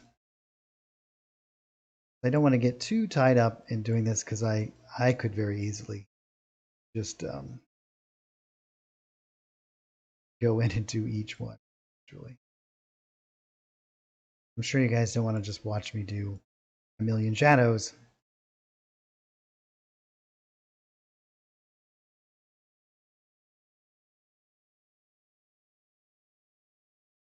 Here, and just do a few larger areas. And I think I'm going to blur them out a little bit more. Again, I want them to be kind of amorphous so that we don't have, and we'll be adding in some additional kind of building. So I should probably do this large shadows, smaller shadows, just so that I know which layer to kind of jump into. And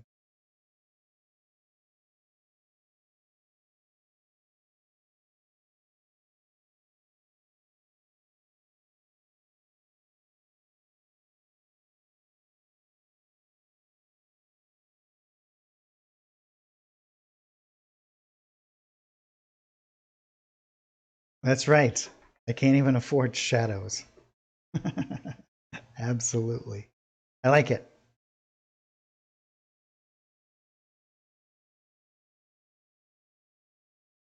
Excellent.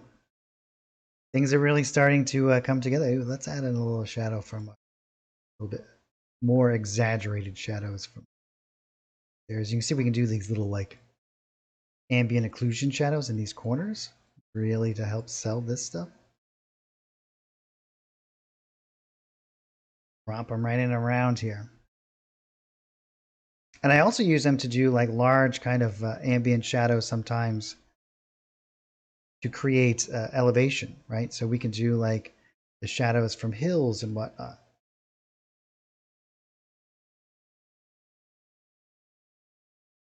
And we can even go in and do highlights in this exact same way. Spectacular. We're really off to a good start here. I think that everything's looking good. Let's do one more effects layer, and then I'm going to take a really short break.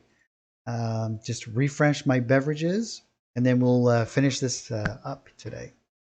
So we got to do our water layer. We're just going to drop this down in underneath my ground. Actually, you know what? We want to do it above our ground. We want to include all of this stuff.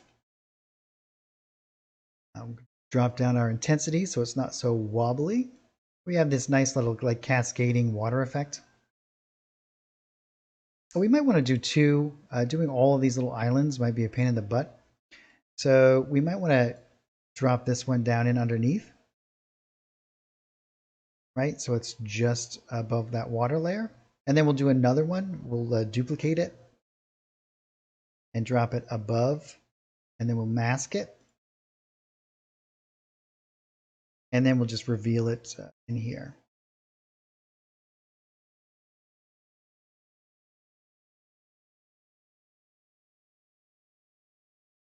We don't have to worry about our dock because that's in a layer above it.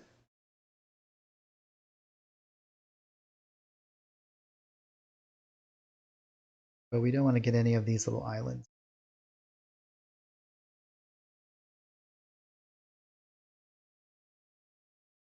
And then I'm going to also blur that out a little bit so that as you can see, it'll bring it right up almost to the edge without having to worry too much.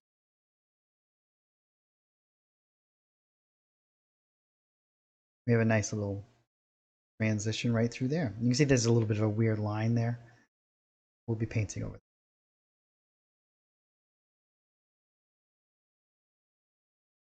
Very cool. We got a lot of stuff going on.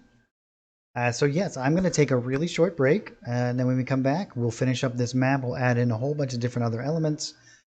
We'll be doing some different water stuff. I want to do in like lots of little like watery foam around certain elements. We'll do some motion and whatnot.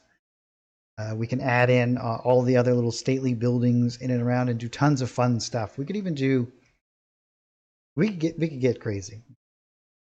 And then we'll finish it off by doing all of our decorative things, really make it look like a map. So stay tuned. I'm just going to take a short break and I will be right back. So thanks everyone for watching, and see you in a few moments.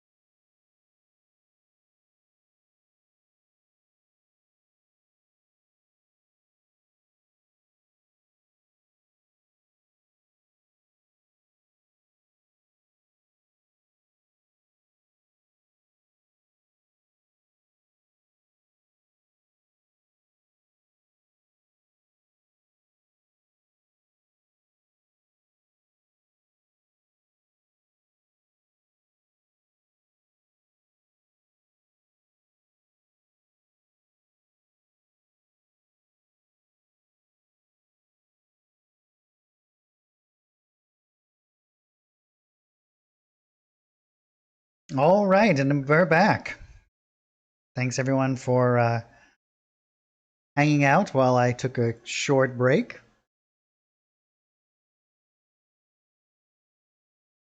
Refreshed all my beverages. I for some reason I like to have one hot beverage and one cold beverage. So I have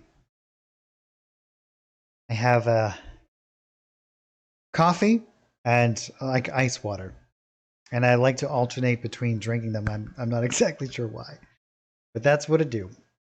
All right, so let's get back into this. Let's finish this bad boy up. So the next thing I'm going to do is I'm just going to add in a couple of other larger buildings, and then we'll jump right into doing all the different trees and what. We'll add in, I think we'll do some like farmland. Maybe we'll do it out. Maybe we'll do some like little tracks of like farmland in and around, and we'll do some other stuff as well. I think in our structures here, there's even like water mills and whatnot. I believe, and some other elements like some small little catapults and some other like buildings. Let's see here. Yeah, we got some water mills, which probably drop in a couple of these around.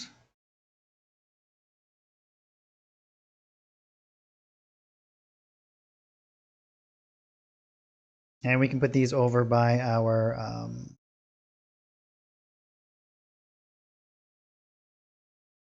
river area over here. I'm going to put them right near the. Let's just put them something like, which will make sense if we have like. Whoop, don't want to move that one. It'll make sense if we have our farmlands out through here.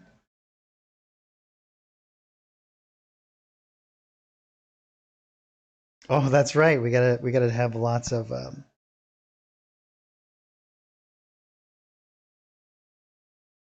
Oh, really? I'm the third person that you've known that does the hot cold drinks.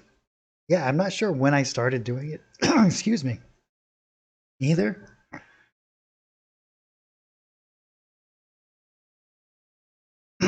But yeah, I've done it for quite some time now.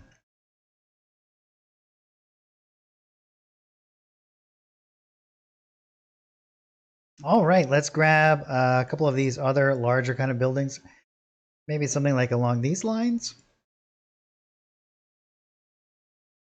We'll make it like a little bit larger.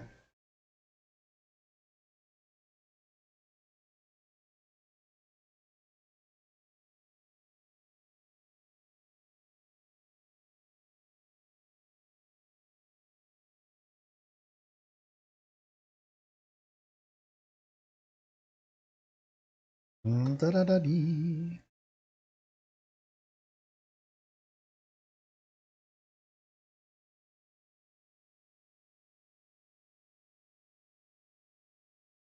I guess we should probably do it this way so that the shadows make a little bit more sense.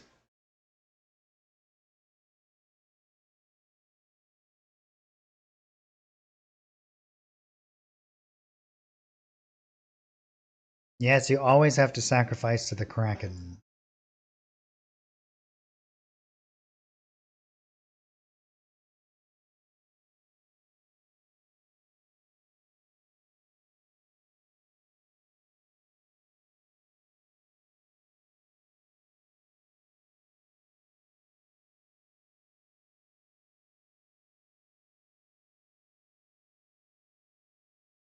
A few other variations and places around, you know.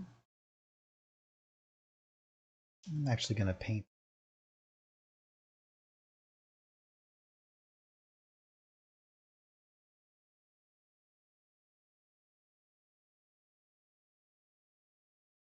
I always do that.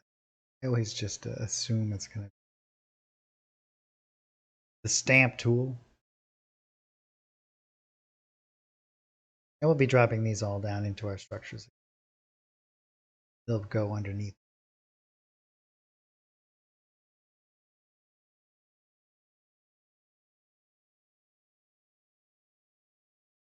And we might even want to do some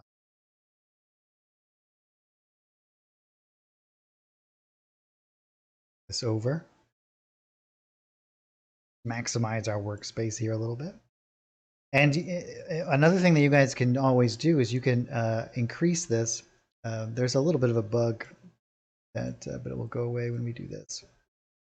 You can always work with this in the background as well. So especially if you need to have some additional kind of workspace, always remember that there is a multitude of different ways that we can kind of interact with our systems here. Another little thing that I like to do is if there's going to be an image that I'm going to be going back to an awful lot, like these shadows and highlights images that I use oftentimes, I'll load them up into my hotbar keys down here, and then I can just grab them at any time that I need them. Let's see, I might just grab a couple of these other buildings that are kind of indiscriminate, and we'll just change the size here a little bit, make them a little bit more appropriate. We might even want to do a couple of these like smaller kind of conglomerates down in through here.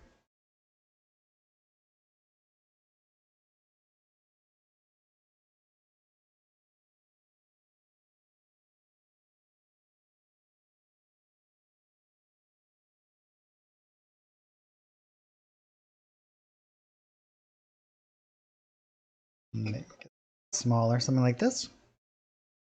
And a couple of these kinds of things.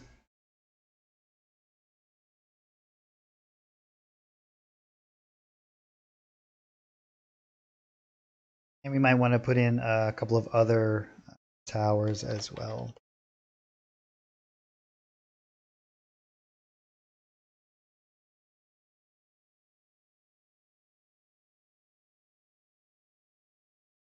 Drop these down into our structures.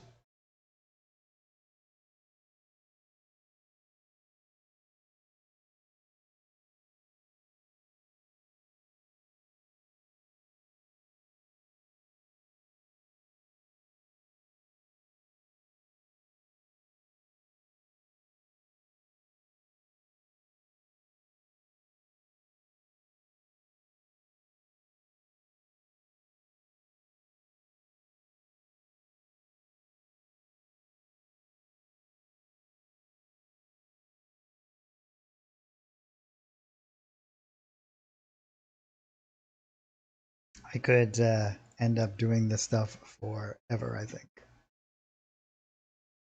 There's no limit to what we can do here. I just grab and drop some of these in. Make some little conglomerates in here. Might be barracks and whatnot. I think it will organize this a little bit better.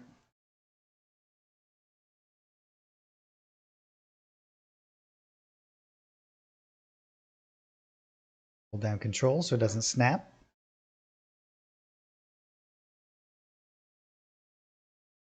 And we'll keep this in this kind of like large open area here. I think I'll grab one more building grouping. Maybe something like this.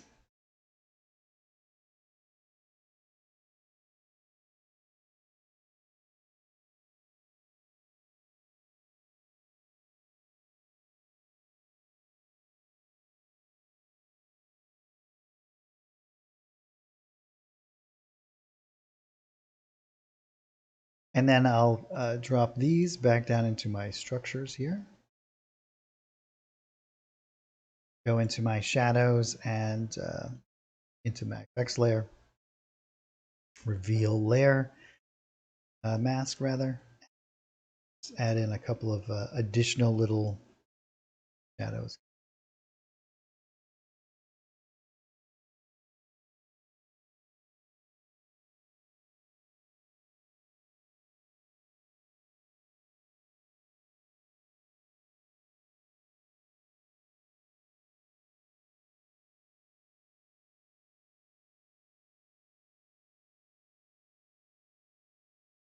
Great.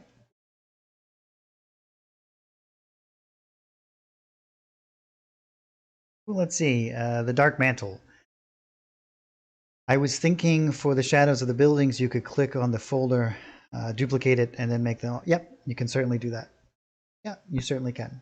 This is the along the lines of you can do it with basically anything that you've created here. We could even do it with the walls, for example. So here we have our fort walls. Uh, so this is kind of what's being talked about here. I can duplicate all of these walls, right? And then I can come in here into my layers tab, and I can drop down this all the way down to something like maybe like that if I want it to be slightly blue. And then I can drop down the opacity of them. And then I can just move them over. I know what I'm going to actually do is hold down Control so I can do it like use my arrow keys. And then I would drop this down in underneath my fort walls and create an instant kind of drop shadow, which you certainly can.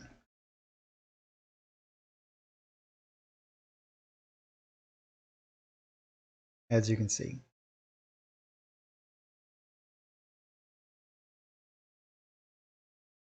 Yep, you are, and you can do that with full all of the structures.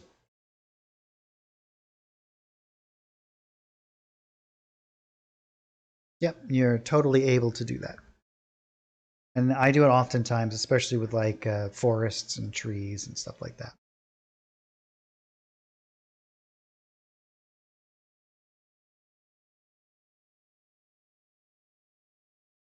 Oh yes, it's a really good trick. And you know what else you can do? You want to see another cool thing that you can do with that? So if we go in the regional map pack here, I'll show you a neat little trick that you can do this way as well. So let's, in the same vein as that. So in our decorations, we have these elements. So let's say, for example, I'll just drop it down here. We have this cool little crown filigree element that we can decorate maps with and whatnot. I'm going to duplicate it twice. And this top one, I will change its color. Let's do like a medium gray.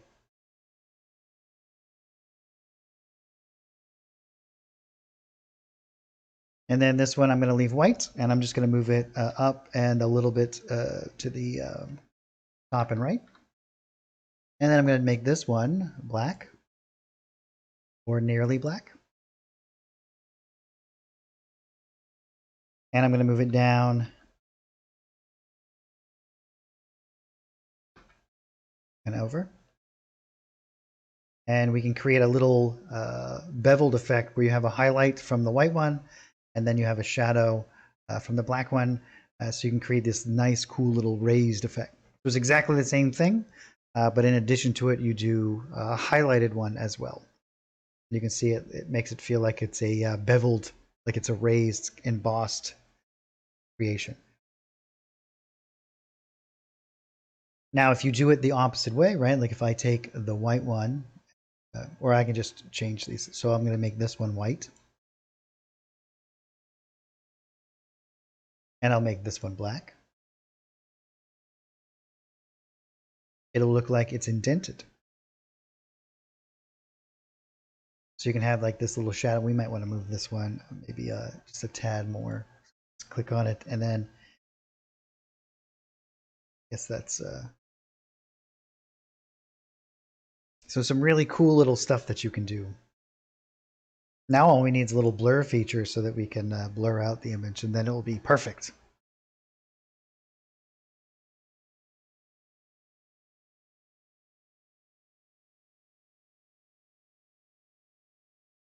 But fun stuff, yeah, for sure. Super fun stuff.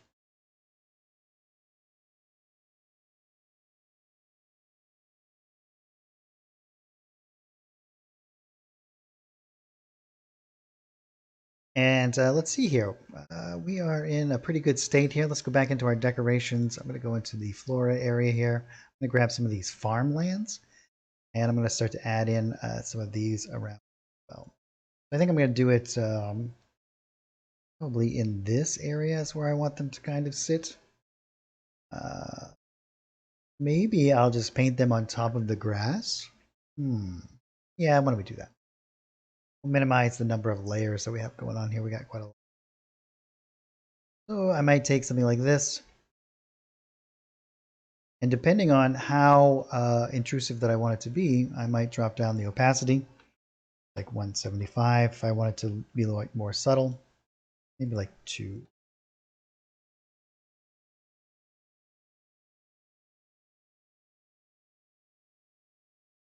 And we can start to plop in some little farmland.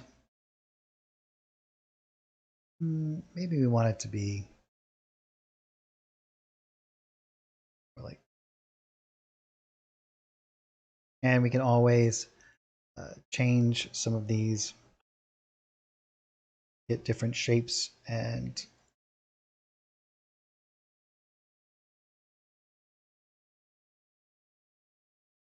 sometimes we have odd little shapes that we might want to stick in here.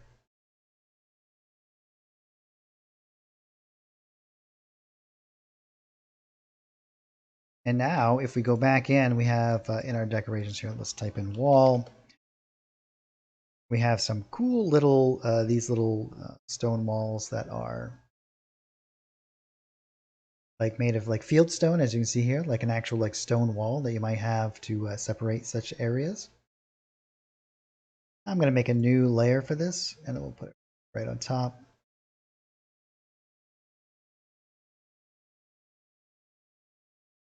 And then we have some smaller ones that we can fill in some of these other areas with as well.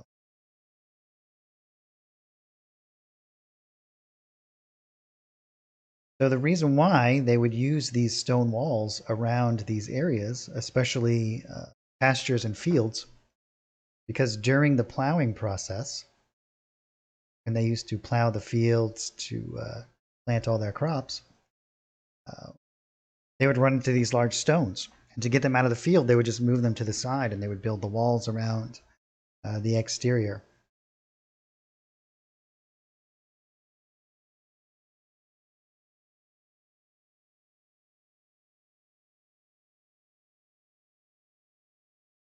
Which is why you'll find most times, anywhere you find like a stone wall was probably at one time pasture or a field or crops.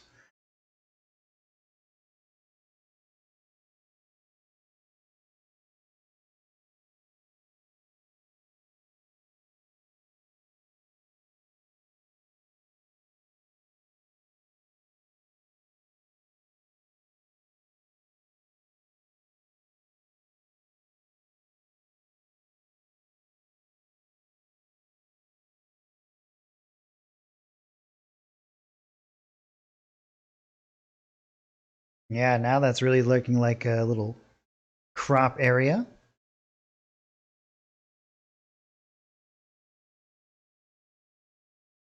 And we can do in, if we go back up, let's get rid of our filter here. We can use some of these other elements as well.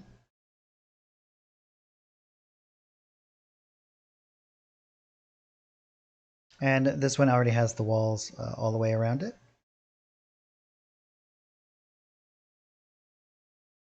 But I think what I'll do is I'll actually drop down the opacity of this a little bit.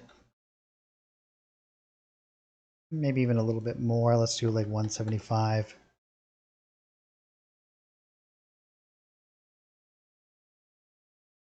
And what I'll do is I'm going to actually paint in some dirt and stuff underneath that.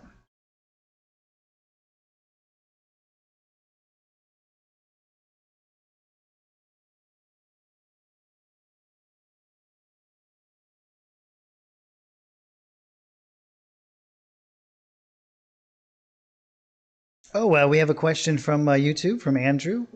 If I wanted to put a plow, I'm assuming like with Uncle on the map and move it during a session, how would you do that? It'd be super easy to do.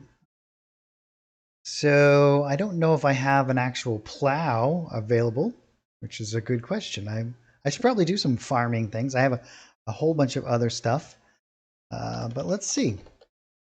Nope. But we do have tons of carts and whatnot, so I'm going to throw one on the map. This comes from, these ones are from the interior map pack 2. And then these ones are from siege areas and so on and so forth. So let's, this one's from the siege one. What else we got here? So let's grab, I'll just grab classic kind of cart here. Yep. Let's grab this one. Well, let's just do a straight top down one like this. And I'm going to make this very small. Something that's going to be appropriate. We can zoom right in here.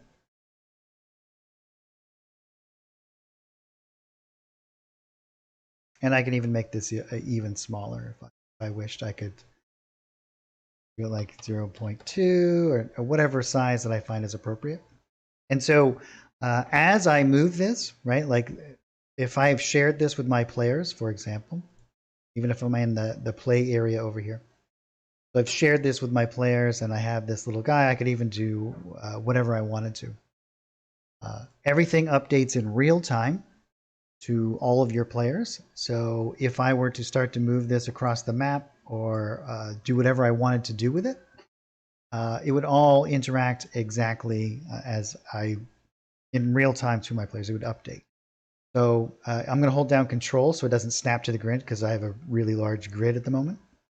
So I can just move it around, and this will your players will actually see this happen. So as I move it over to here, then your players will see it move. So you just have to move each independent item around, whichever way you wish.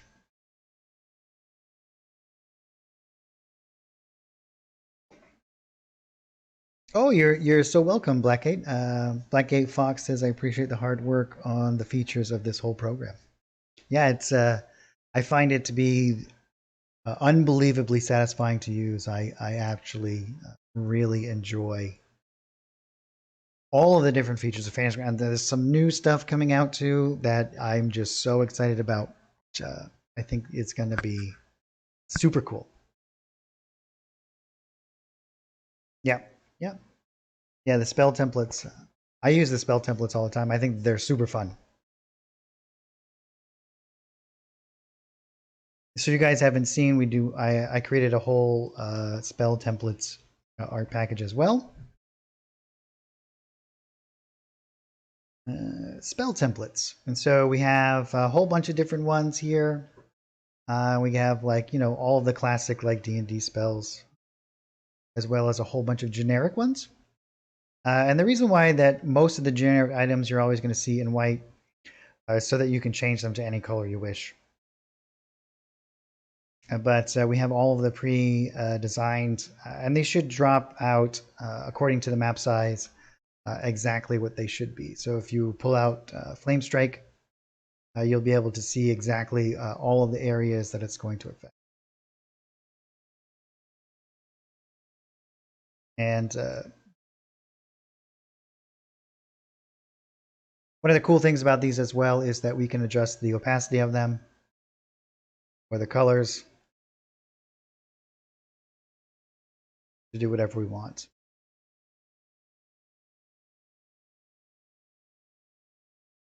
Those were super fun to make.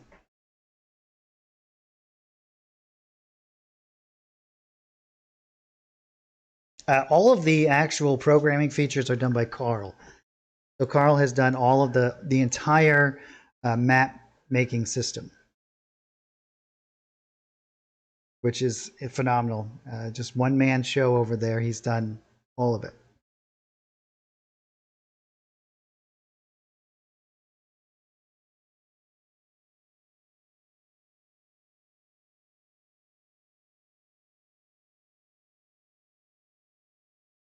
So there's a big difference between the tokens and the image assets. So make sure this is all in Fantasy Grounds Unity. None of this is inside of Classic. So I have this set in the background right now. So let me get it to a normal kind of state here. So here we have this lock feature, which is going to open up all of these different things. So if this lock feature is red, you won't be able to get into here. So if it's an official map, you might need to make a copy of it in order to open it up and to use all of these different elements. But so a token is going to be handled completely different than all of these image assets. So once you're in here, you need to be in the Layers tab, and then any image that you've dragged and dropped out here. So for example, if I do this, now you can see that I have to be in the Layers tab in order to move it around. I cannot do it in any other tab. I can't do it while I'm in the play mode. I have to be in the Layers tab in order to move.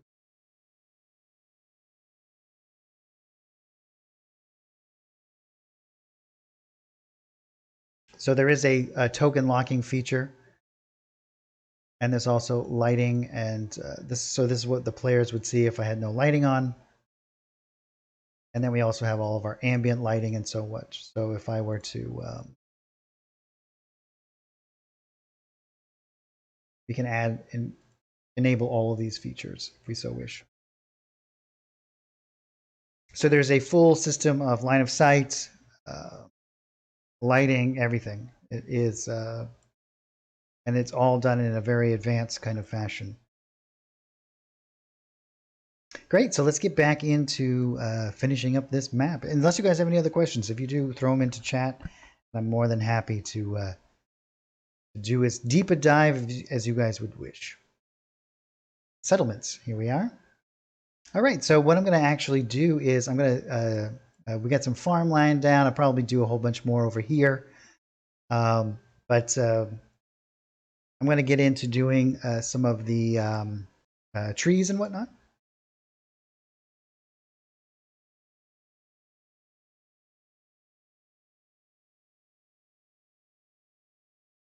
And I'm going to grab some of these. So I have two different tree elements. So if we go in here, we have trees with no outline and trees with an outline. And the distinction is that what I like to do is I like to build a base of all of the trees in a kind of conglomerates for like a forest and whatnot. And then I'll layer on top of it some of them that have the outlines, or maybe even do some around the edges. And then any of the small groupings or individual ones, I'll do it without. So much like the way I did with the grass, where you can just kind of pile them on top of each other. What I'll actually do now is let's switch over to a painting layer. And I'll grab some of these like groupings here. Here we have like a whole bunch of different trees, all kind of stuck together. And what I'll do, let's start to build a little forest, maybe over here. And I'm going to overlap a little bit. And you can see what I can do, and I can even flip this, is just kind of pile this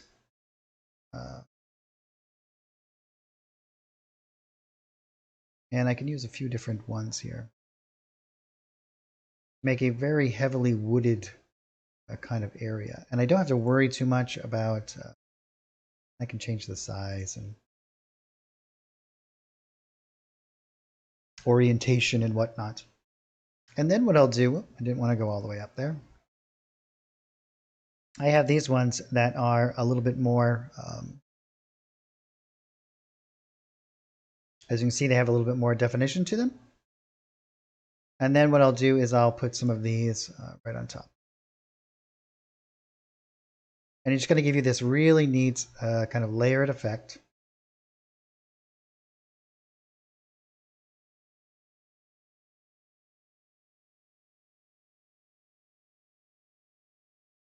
Let me just close that up a little bit.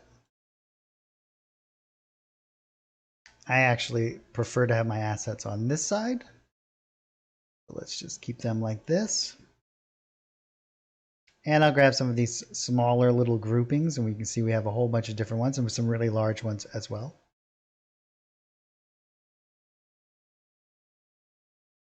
And we can start to place things like this around.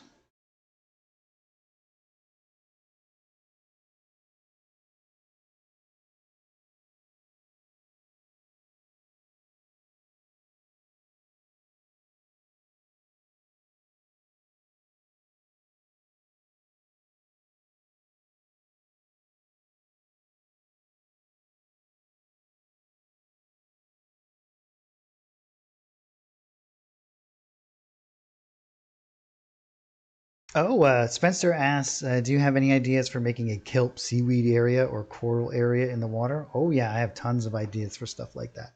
And we actually do have a complete underwater art package. So if we go into our,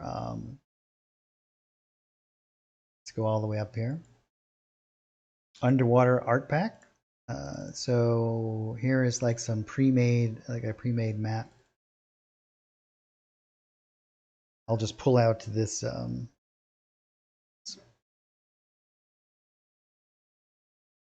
So here we have all of kinds of underwater stuff that we can do.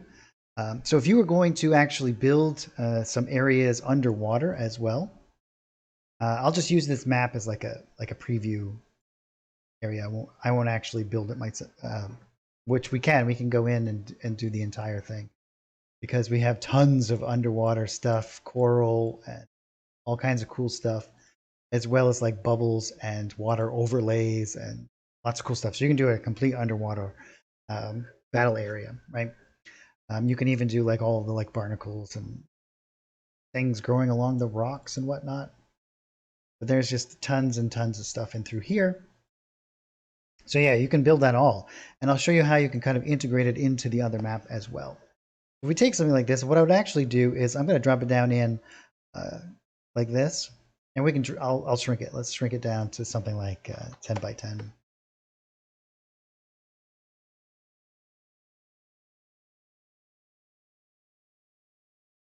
We'll even do a small. Let's do like 4 by 4. So here we have like this underwater area down here. What I'm actually going to do is I'm going to duplicate this water base.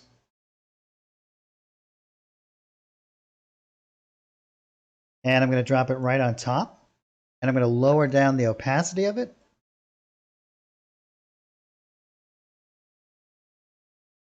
To something like this. And then what I would do is what you can actually do, and you can adjust these in real time, and this will adjust to your players as well. This will give you the ability to expose or make disappear. I guess you don't even need to have a second one, right? Like we could just actually delete that and we could just put the underwater part beneath it and do it that way. So yeah, you can just reveal. I guess, yeah, I guess it is good to have something else under there. So you could actually do all kinds of different stuff along the underneath these things.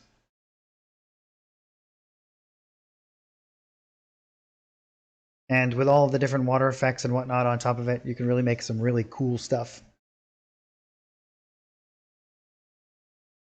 So question from YouTube.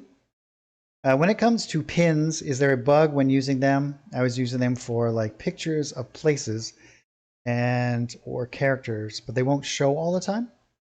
Are you talking about the push pins that for records? So if I were to, yeah, let's make a new image record of this. So are you talking about these pins? So in order to interact with the pins, you have to make sure you're in the play mode. And whenever you click on it, anything that you are able to see should come up. Yeah. So anything, any sort of record that you can place will create this kind of pin. Yeah,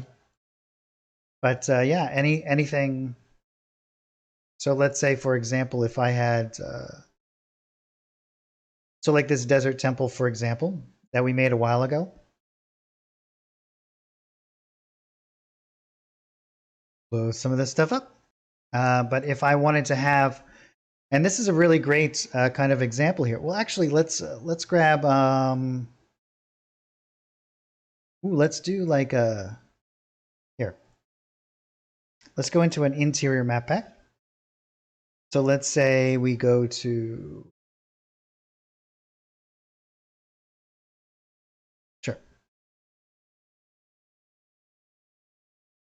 So here we have an entire house that you get in the interior map pack. So here's like the first floor, for example. So let's create an image record from this. So here is the map, and this already has all of its line of sight and everything all done. So let's say, for example, I want this to be a location here. So maybe I want it to be, it's a pretty square building. So let's say it's this building right here. Maybe I'm even going to add in a little porch or whatnot, make a nice little construction area. But I don't want to build my interior on this map, right? Like when we zoom in like this, it's really not that appealing. We want to keep it in an appropriate kind of way. But I can just grab my little push pin and put it on there, right? So as my players come and they approach the house, I can then just click on that and then drop them right into this map. And we can actually put on some lighting here. Here we go. And then interact right from one to the next, as you can see here. So you can kind of build your entire world inside of Fantasy Grounds. And you can do this in a multitude of ways. You can do it with story entries as well. So if we create a new story entry, here, let's open this up, and I'll actually be like the house with the map.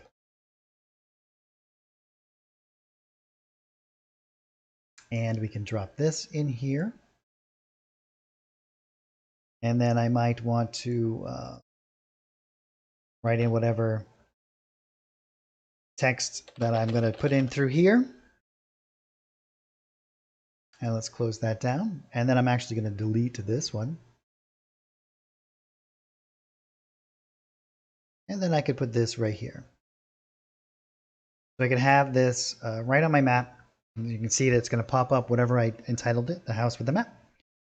So I can have this named in anything, whatever I want it to be. And so I can just click on that and then boom, and then I might have the entry and boom, I can go right from one to the next.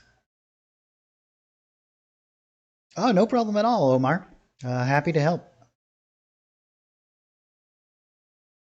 Yep, if it's shareable, players can click on it. Yeah, so let's say, for example, if you wanted this to be your player's homestead, where they can go and do whatever they want to do in, or whatever entry they might have. You might have something here where that's got, you know, whatever information, or you can do it with notes as well. So a player can even have their own notes. So let's say if a player creates their own note, you can add it to whatever on here, or you can write a note in here that might be wherever they like John the blacksmith.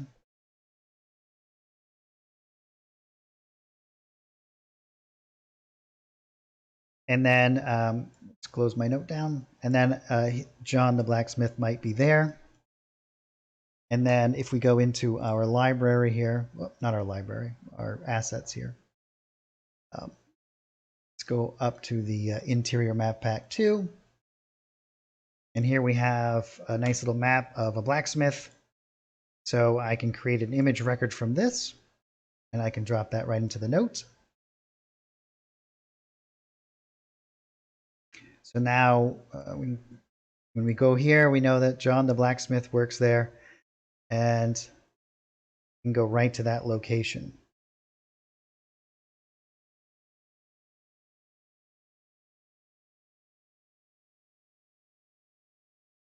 Oh, that's a great great point there, Dark Mantle.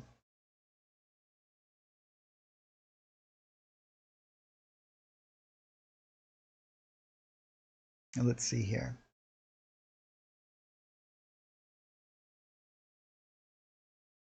Yep, if it's green, then the player should be able to click on it and be able to see it. Is there a quick store place for images on the map that you regularly have to add? So this is what I actually do. And so the question is from Andrew on YouTube, is there a quick place to store images that you're going to be using a lot in your map? And the way that I actually go about doing it is I use my my hotkey bar down here. So let's say, for example, if we go into our assets, and let's say we're going to do our spell templates. And in our actual spell templates, maybe I have a player who uses Burning Hands all the time. And so I'm going to drag and drop these right down here.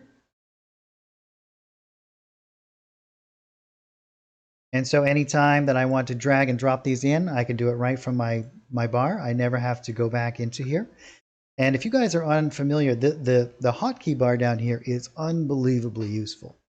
Not only do we have 12 of them available to us, but if I hold down Control, you can see I have another one. If I hold down Alt, I have another one.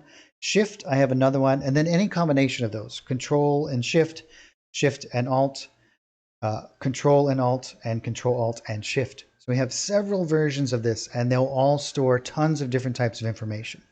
You can basically put anything that you want to down here, and you're able to call it at any time. So this is really great for having, so you could have an entire slot of all the different spell templates that you might use on a regular basis. You can also add in down here anything that you need. So any of these, for example, if I go back into this, I can drag and drop this down here. And then whenever I need it, I can just pull it right up. I can also do it with any sort of image record.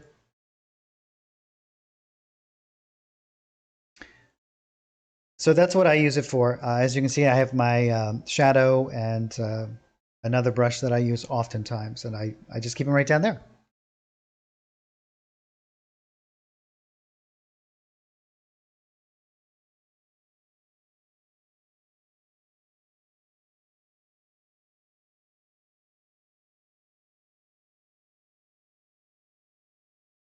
Yeah, you bet, Omar. You can do it with anything, tokens. One of the things that I like to do with it, as it is currently, is you can change tokens on the fly on like a character sheet. So I'm in core RPG, so there's not a whole lot of information in here. But here we have the token. And if I go, not in my library, if I go into my assets, and I go to my tokens, let's go to, let's see here. Let's just go to, let's go, yeah, well, I'll actually do the pogs. So let's say that I'm a druid, and I like to turn into a bear sometimes, or sometimes I like to turn into a duck. Now what I can easily do is just drag and drop this onto my token slot, and this will be able to update this in a really easy fashion as I'm playing.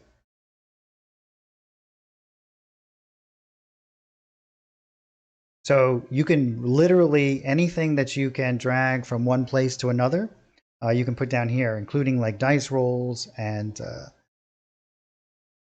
things from your character sheet. So if I create an ability, right, any sort of information that I have inside of this ability, I can drag and drop this down here. So anything really.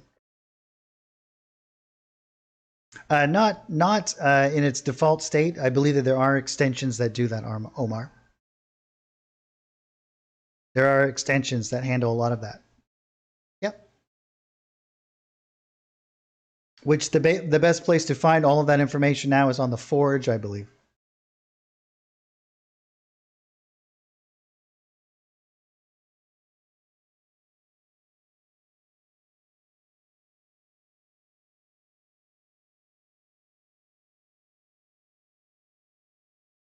So for example, I can just grab my duck and change Bob's token, and now Bob's a duck.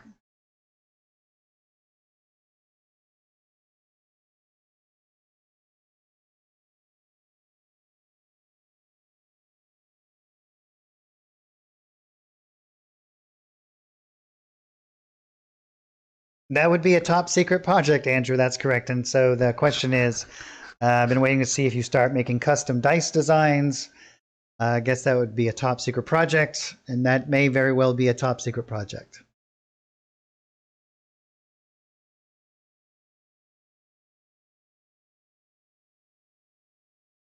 So hopefully this answers your questions, Fenster, about how I'd handle this. You can do it lots of different ways, but I like to use different layers with opacities and kind of preview them through each other. I've done it before with like like doing all kinds of different cool stuff. Underwater is one of my favorite places to actually build maps. So there's just so many effects and whatnot. All right, well, we have about 20 minutes left. So if you guys have any other questions, feel free. I'm just going to keep working on this a little bit. I'm going to dive back into doing some of these trees around. Pull up my assets again. But I'm more than happy to show or demonstrate anything along those lines. Let's see here. Settlements, decorations.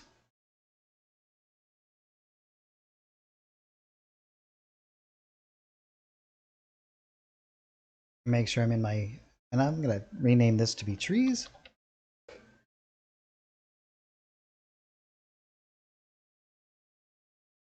Are you talking about 5e, Omar? And the question is, when multi-classing, is there a way to level classes individually? And if you're talking about 5th edition and the rule sets, I don't handle, I only work in, what I do is I make all of the art packs and work in the image area. So a lot of that functionality, I'm not exactly sure. So take this with a grain of salt, but I believe that you can. I'm not in 5e, or I would show you, but we have the. Not only is there ways that you can just manually kind of update things, but there's also the character wizard, which you go through and it automates a lot of it. But yes, I believe that you can handle all of that. You can do it as manually as you want to, or as automated as you want to. In fact, 5e is one of the most highly automated rule sets. So there is a ton of functionality in there.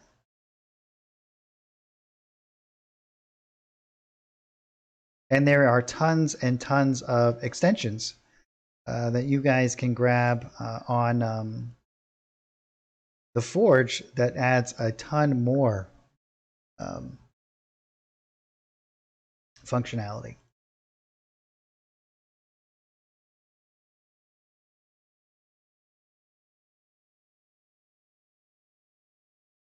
And I'm just going to kind of place these randomly around. Oh, you're very welcome.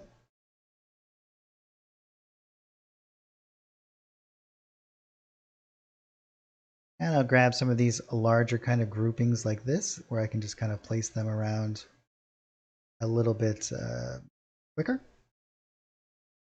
And you can see just by rotating it, just by adding a little bit of size adjustment, you can really alter a lot of this stuff. And you know what we should also do? I should dive in and do a little bit of like cobblestone and whatnot. So the way that it's going to work from the Forge, it should handle it all for you. So it should work just like if you purchased it from the store. Once it's downloaded, at the very beginning, here, I can just pop out really quick.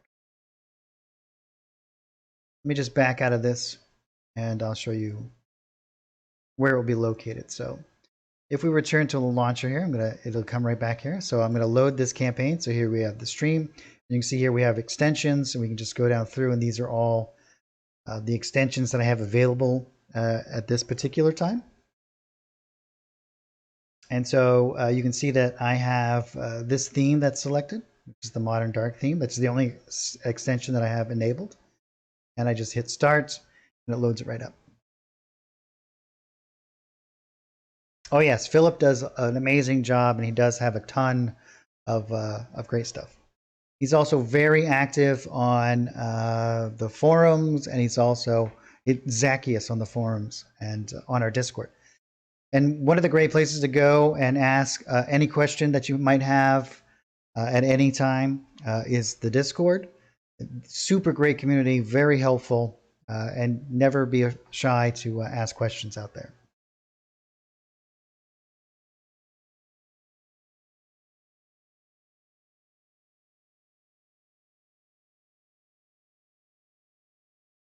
We're going to have to come up with a name for this place that we're building. I'm actually going to delete these.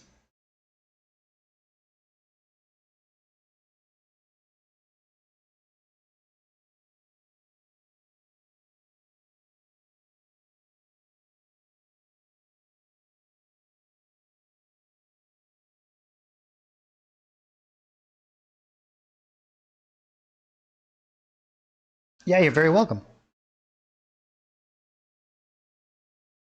Yep, I do a stream every Saturday from 3 to 6, or there about 6.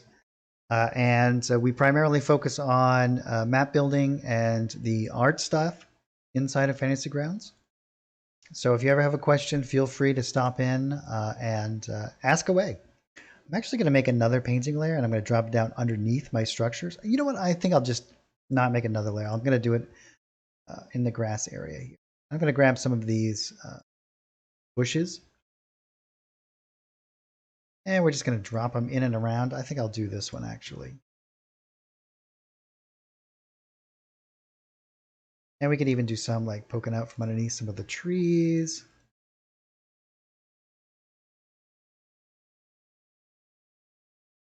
And I'm just going to kind of haphazardly just click around.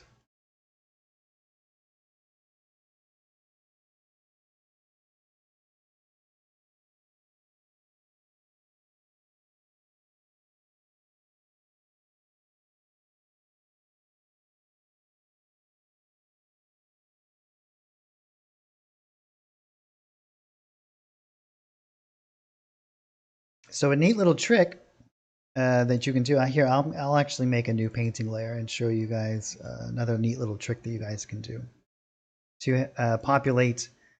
I'm going to paint around a bunch of these bushes in and around some of these buildings. I'm going to do this for a little bit here, but then to maximize my work and to make things a little bit easier on me so I don't have to do this over my entire map here. Now that I have a few of them created here, I can duplicate that layer. As you can see, I've got a whole bunch of new ones. I'm going to put it down, and I'm actually call this one bushes. And then I'll call this one bushes 2.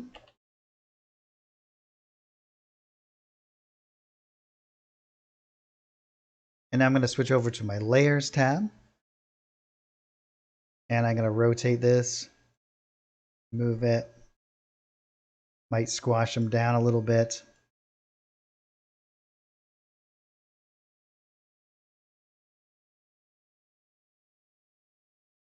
And then I can come in with my, if we go back into the painting area, any ones that I don't want, I can just kind of erase.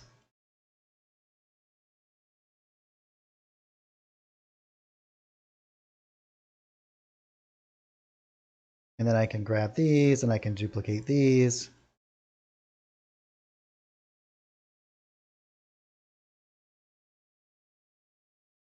Maybe I'll drop these over in here.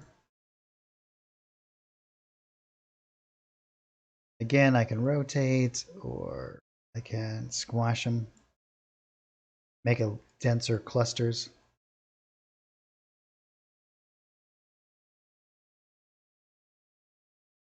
And I might come back in, and again, if there's some that I don't want, I can just kind of erase some.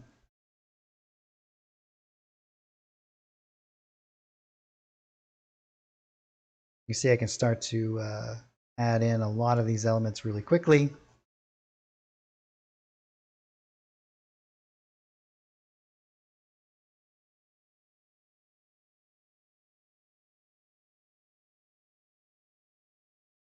We might make a folder for these.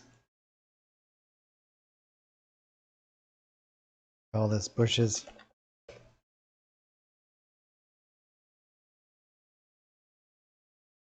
So on.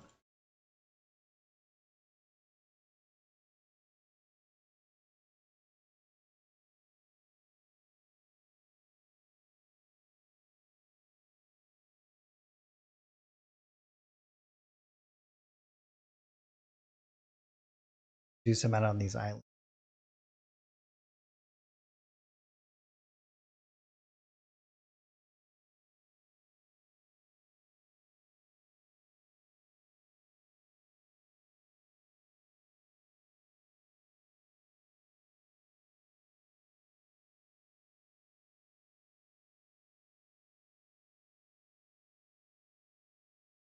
You know what we should do? We should build a lighthouse out here.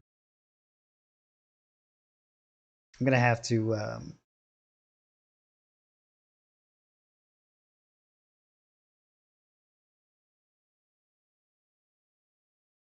really complete this entire thing. So much fun. I think that doing settlements is my favorite.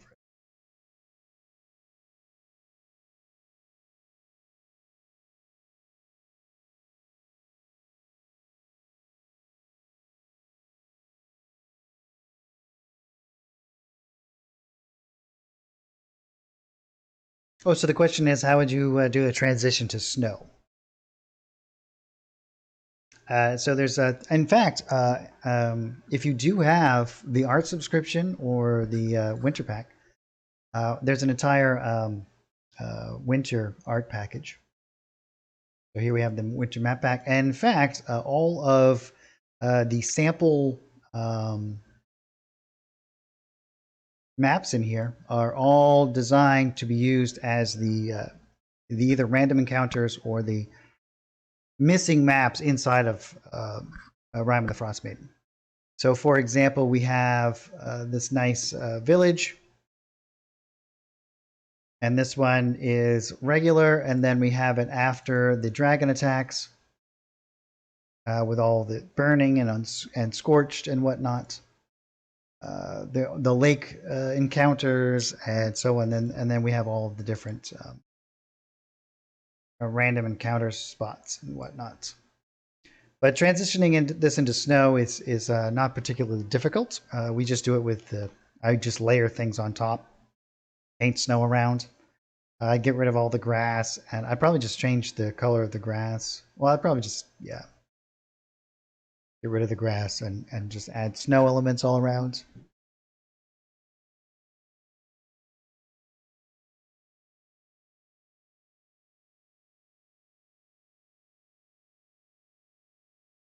We'll have to do like some bridges across here as well, right?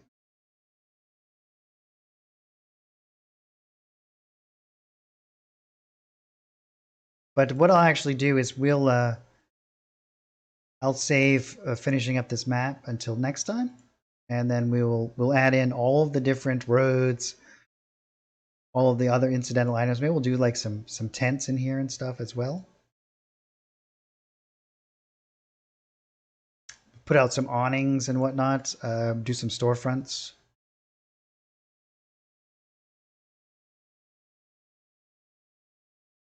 Add in some additional islands. Maybe we'll do a lighthouse over here.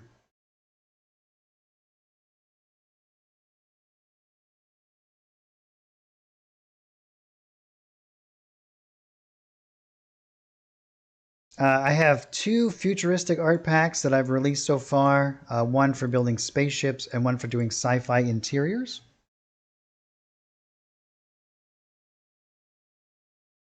And so the question is there any futuristic urban map packs to buy? Yeah, you're welcome, Andrew. And so here, let me just show you. We have, and we actually have used these a few times on the stream. So we have, let's see, spaceships. So this is for, oh, we have all kinds of different brushes and whatnot, decorations, all these hull parts, spaceship parts, and we've gone through. I think I actually have. We were just looking at it before. We created this crashed spaceship with it. Let's turn off the lighting so that we can actually see. You can see you can build some cool little ships and whatnot. And then we have one that is interiors as well, which you can do any sort of sci-fi interior with. Whoops, I keep going too far here.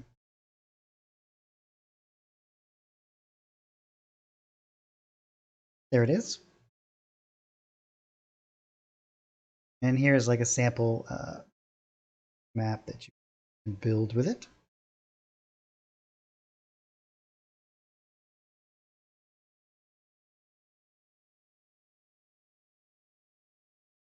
Yeah, let's create an image record so we can kind of zoom in here.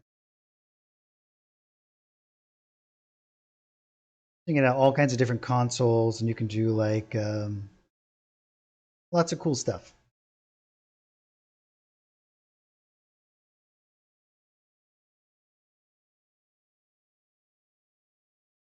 I don't think that this has any wooden fences in it, but we do have a bunch of other wooden fences. Um, in other, I think it's just going to be fence, not fences. Yeah. So we have some nice, some fence brushes and what you could do. I'll do it.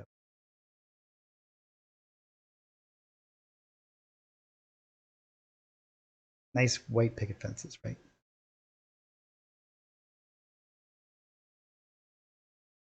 Well, that's so small.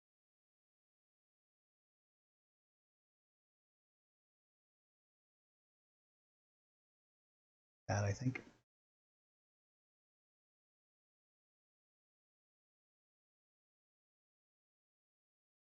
And then we have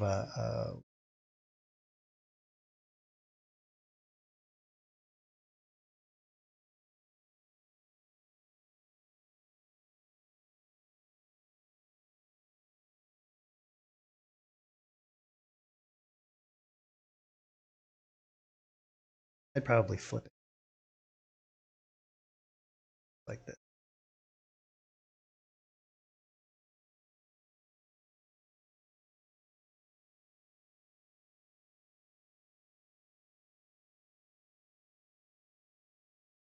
Yeah, you're welcome, Felix.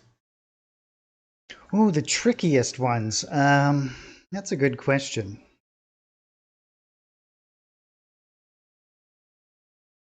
Hmm. I'm not exactly sure what would be the trickiest ones to actually design. Each thing has its own challenge.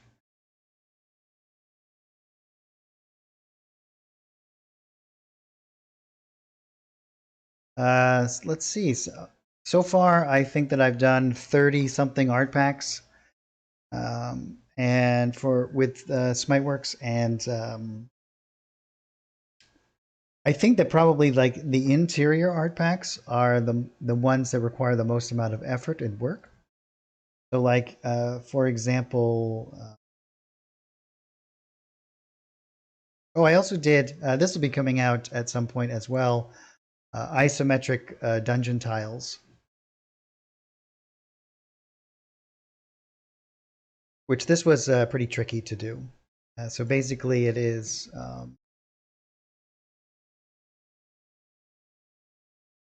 like you can see that this doesn't. This one's a little bit off, but yeah, we have a whole. I did a whole series of things like this.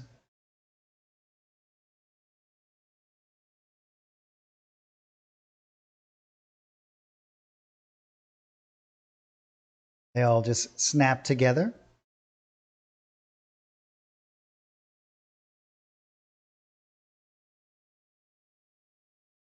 I think this one might be the one.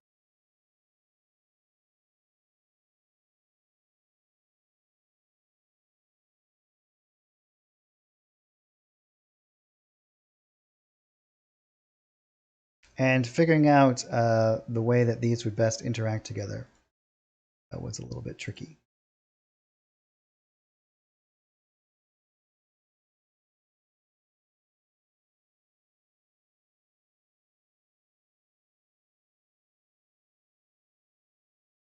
But yeah, this will be once it's all finalized. This will be coming out at some point too, which is pretty cool. You got lots of cool stuff. You can just like drag and drop and put like doors on things. Oh, you know what it is? It's because I don't have the grid set up appropriately to handle the.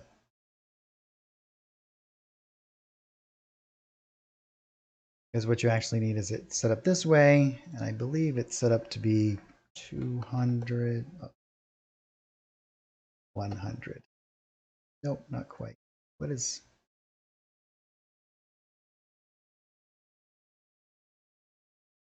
I think it's 200. I forget what this is supposed to be set at. Something like that.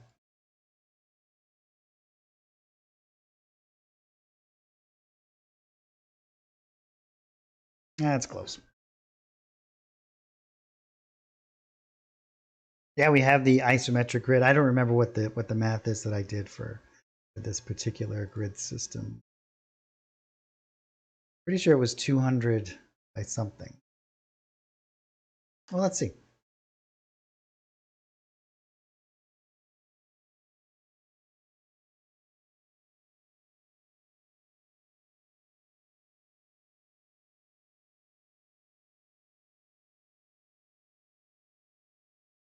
Yeah, I think it might be 200 by...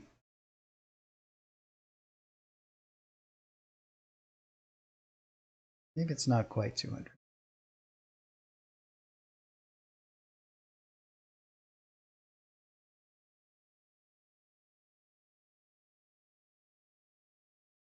Yeah, it's something along those lines. Pretty close to that.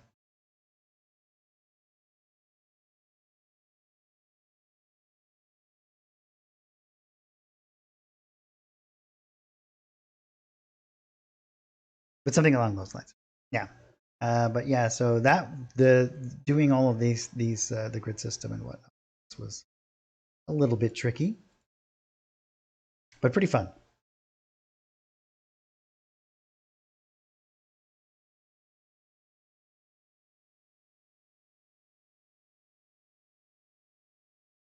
I should put this back before I forget.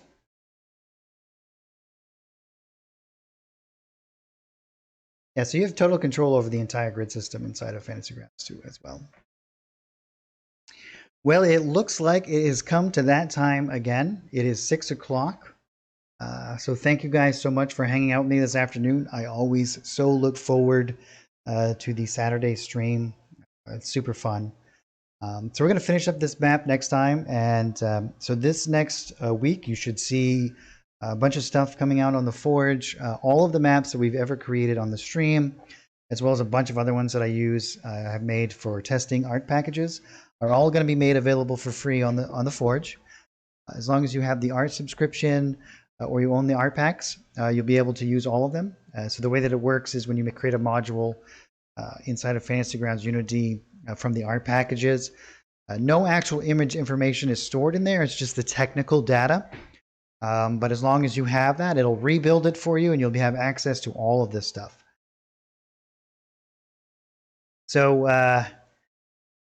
again, thank you guys so much for hanging out with me today. I hope you guys have a wonderful week coming up, and we'll see you all next time. And thanks again. Take care, all.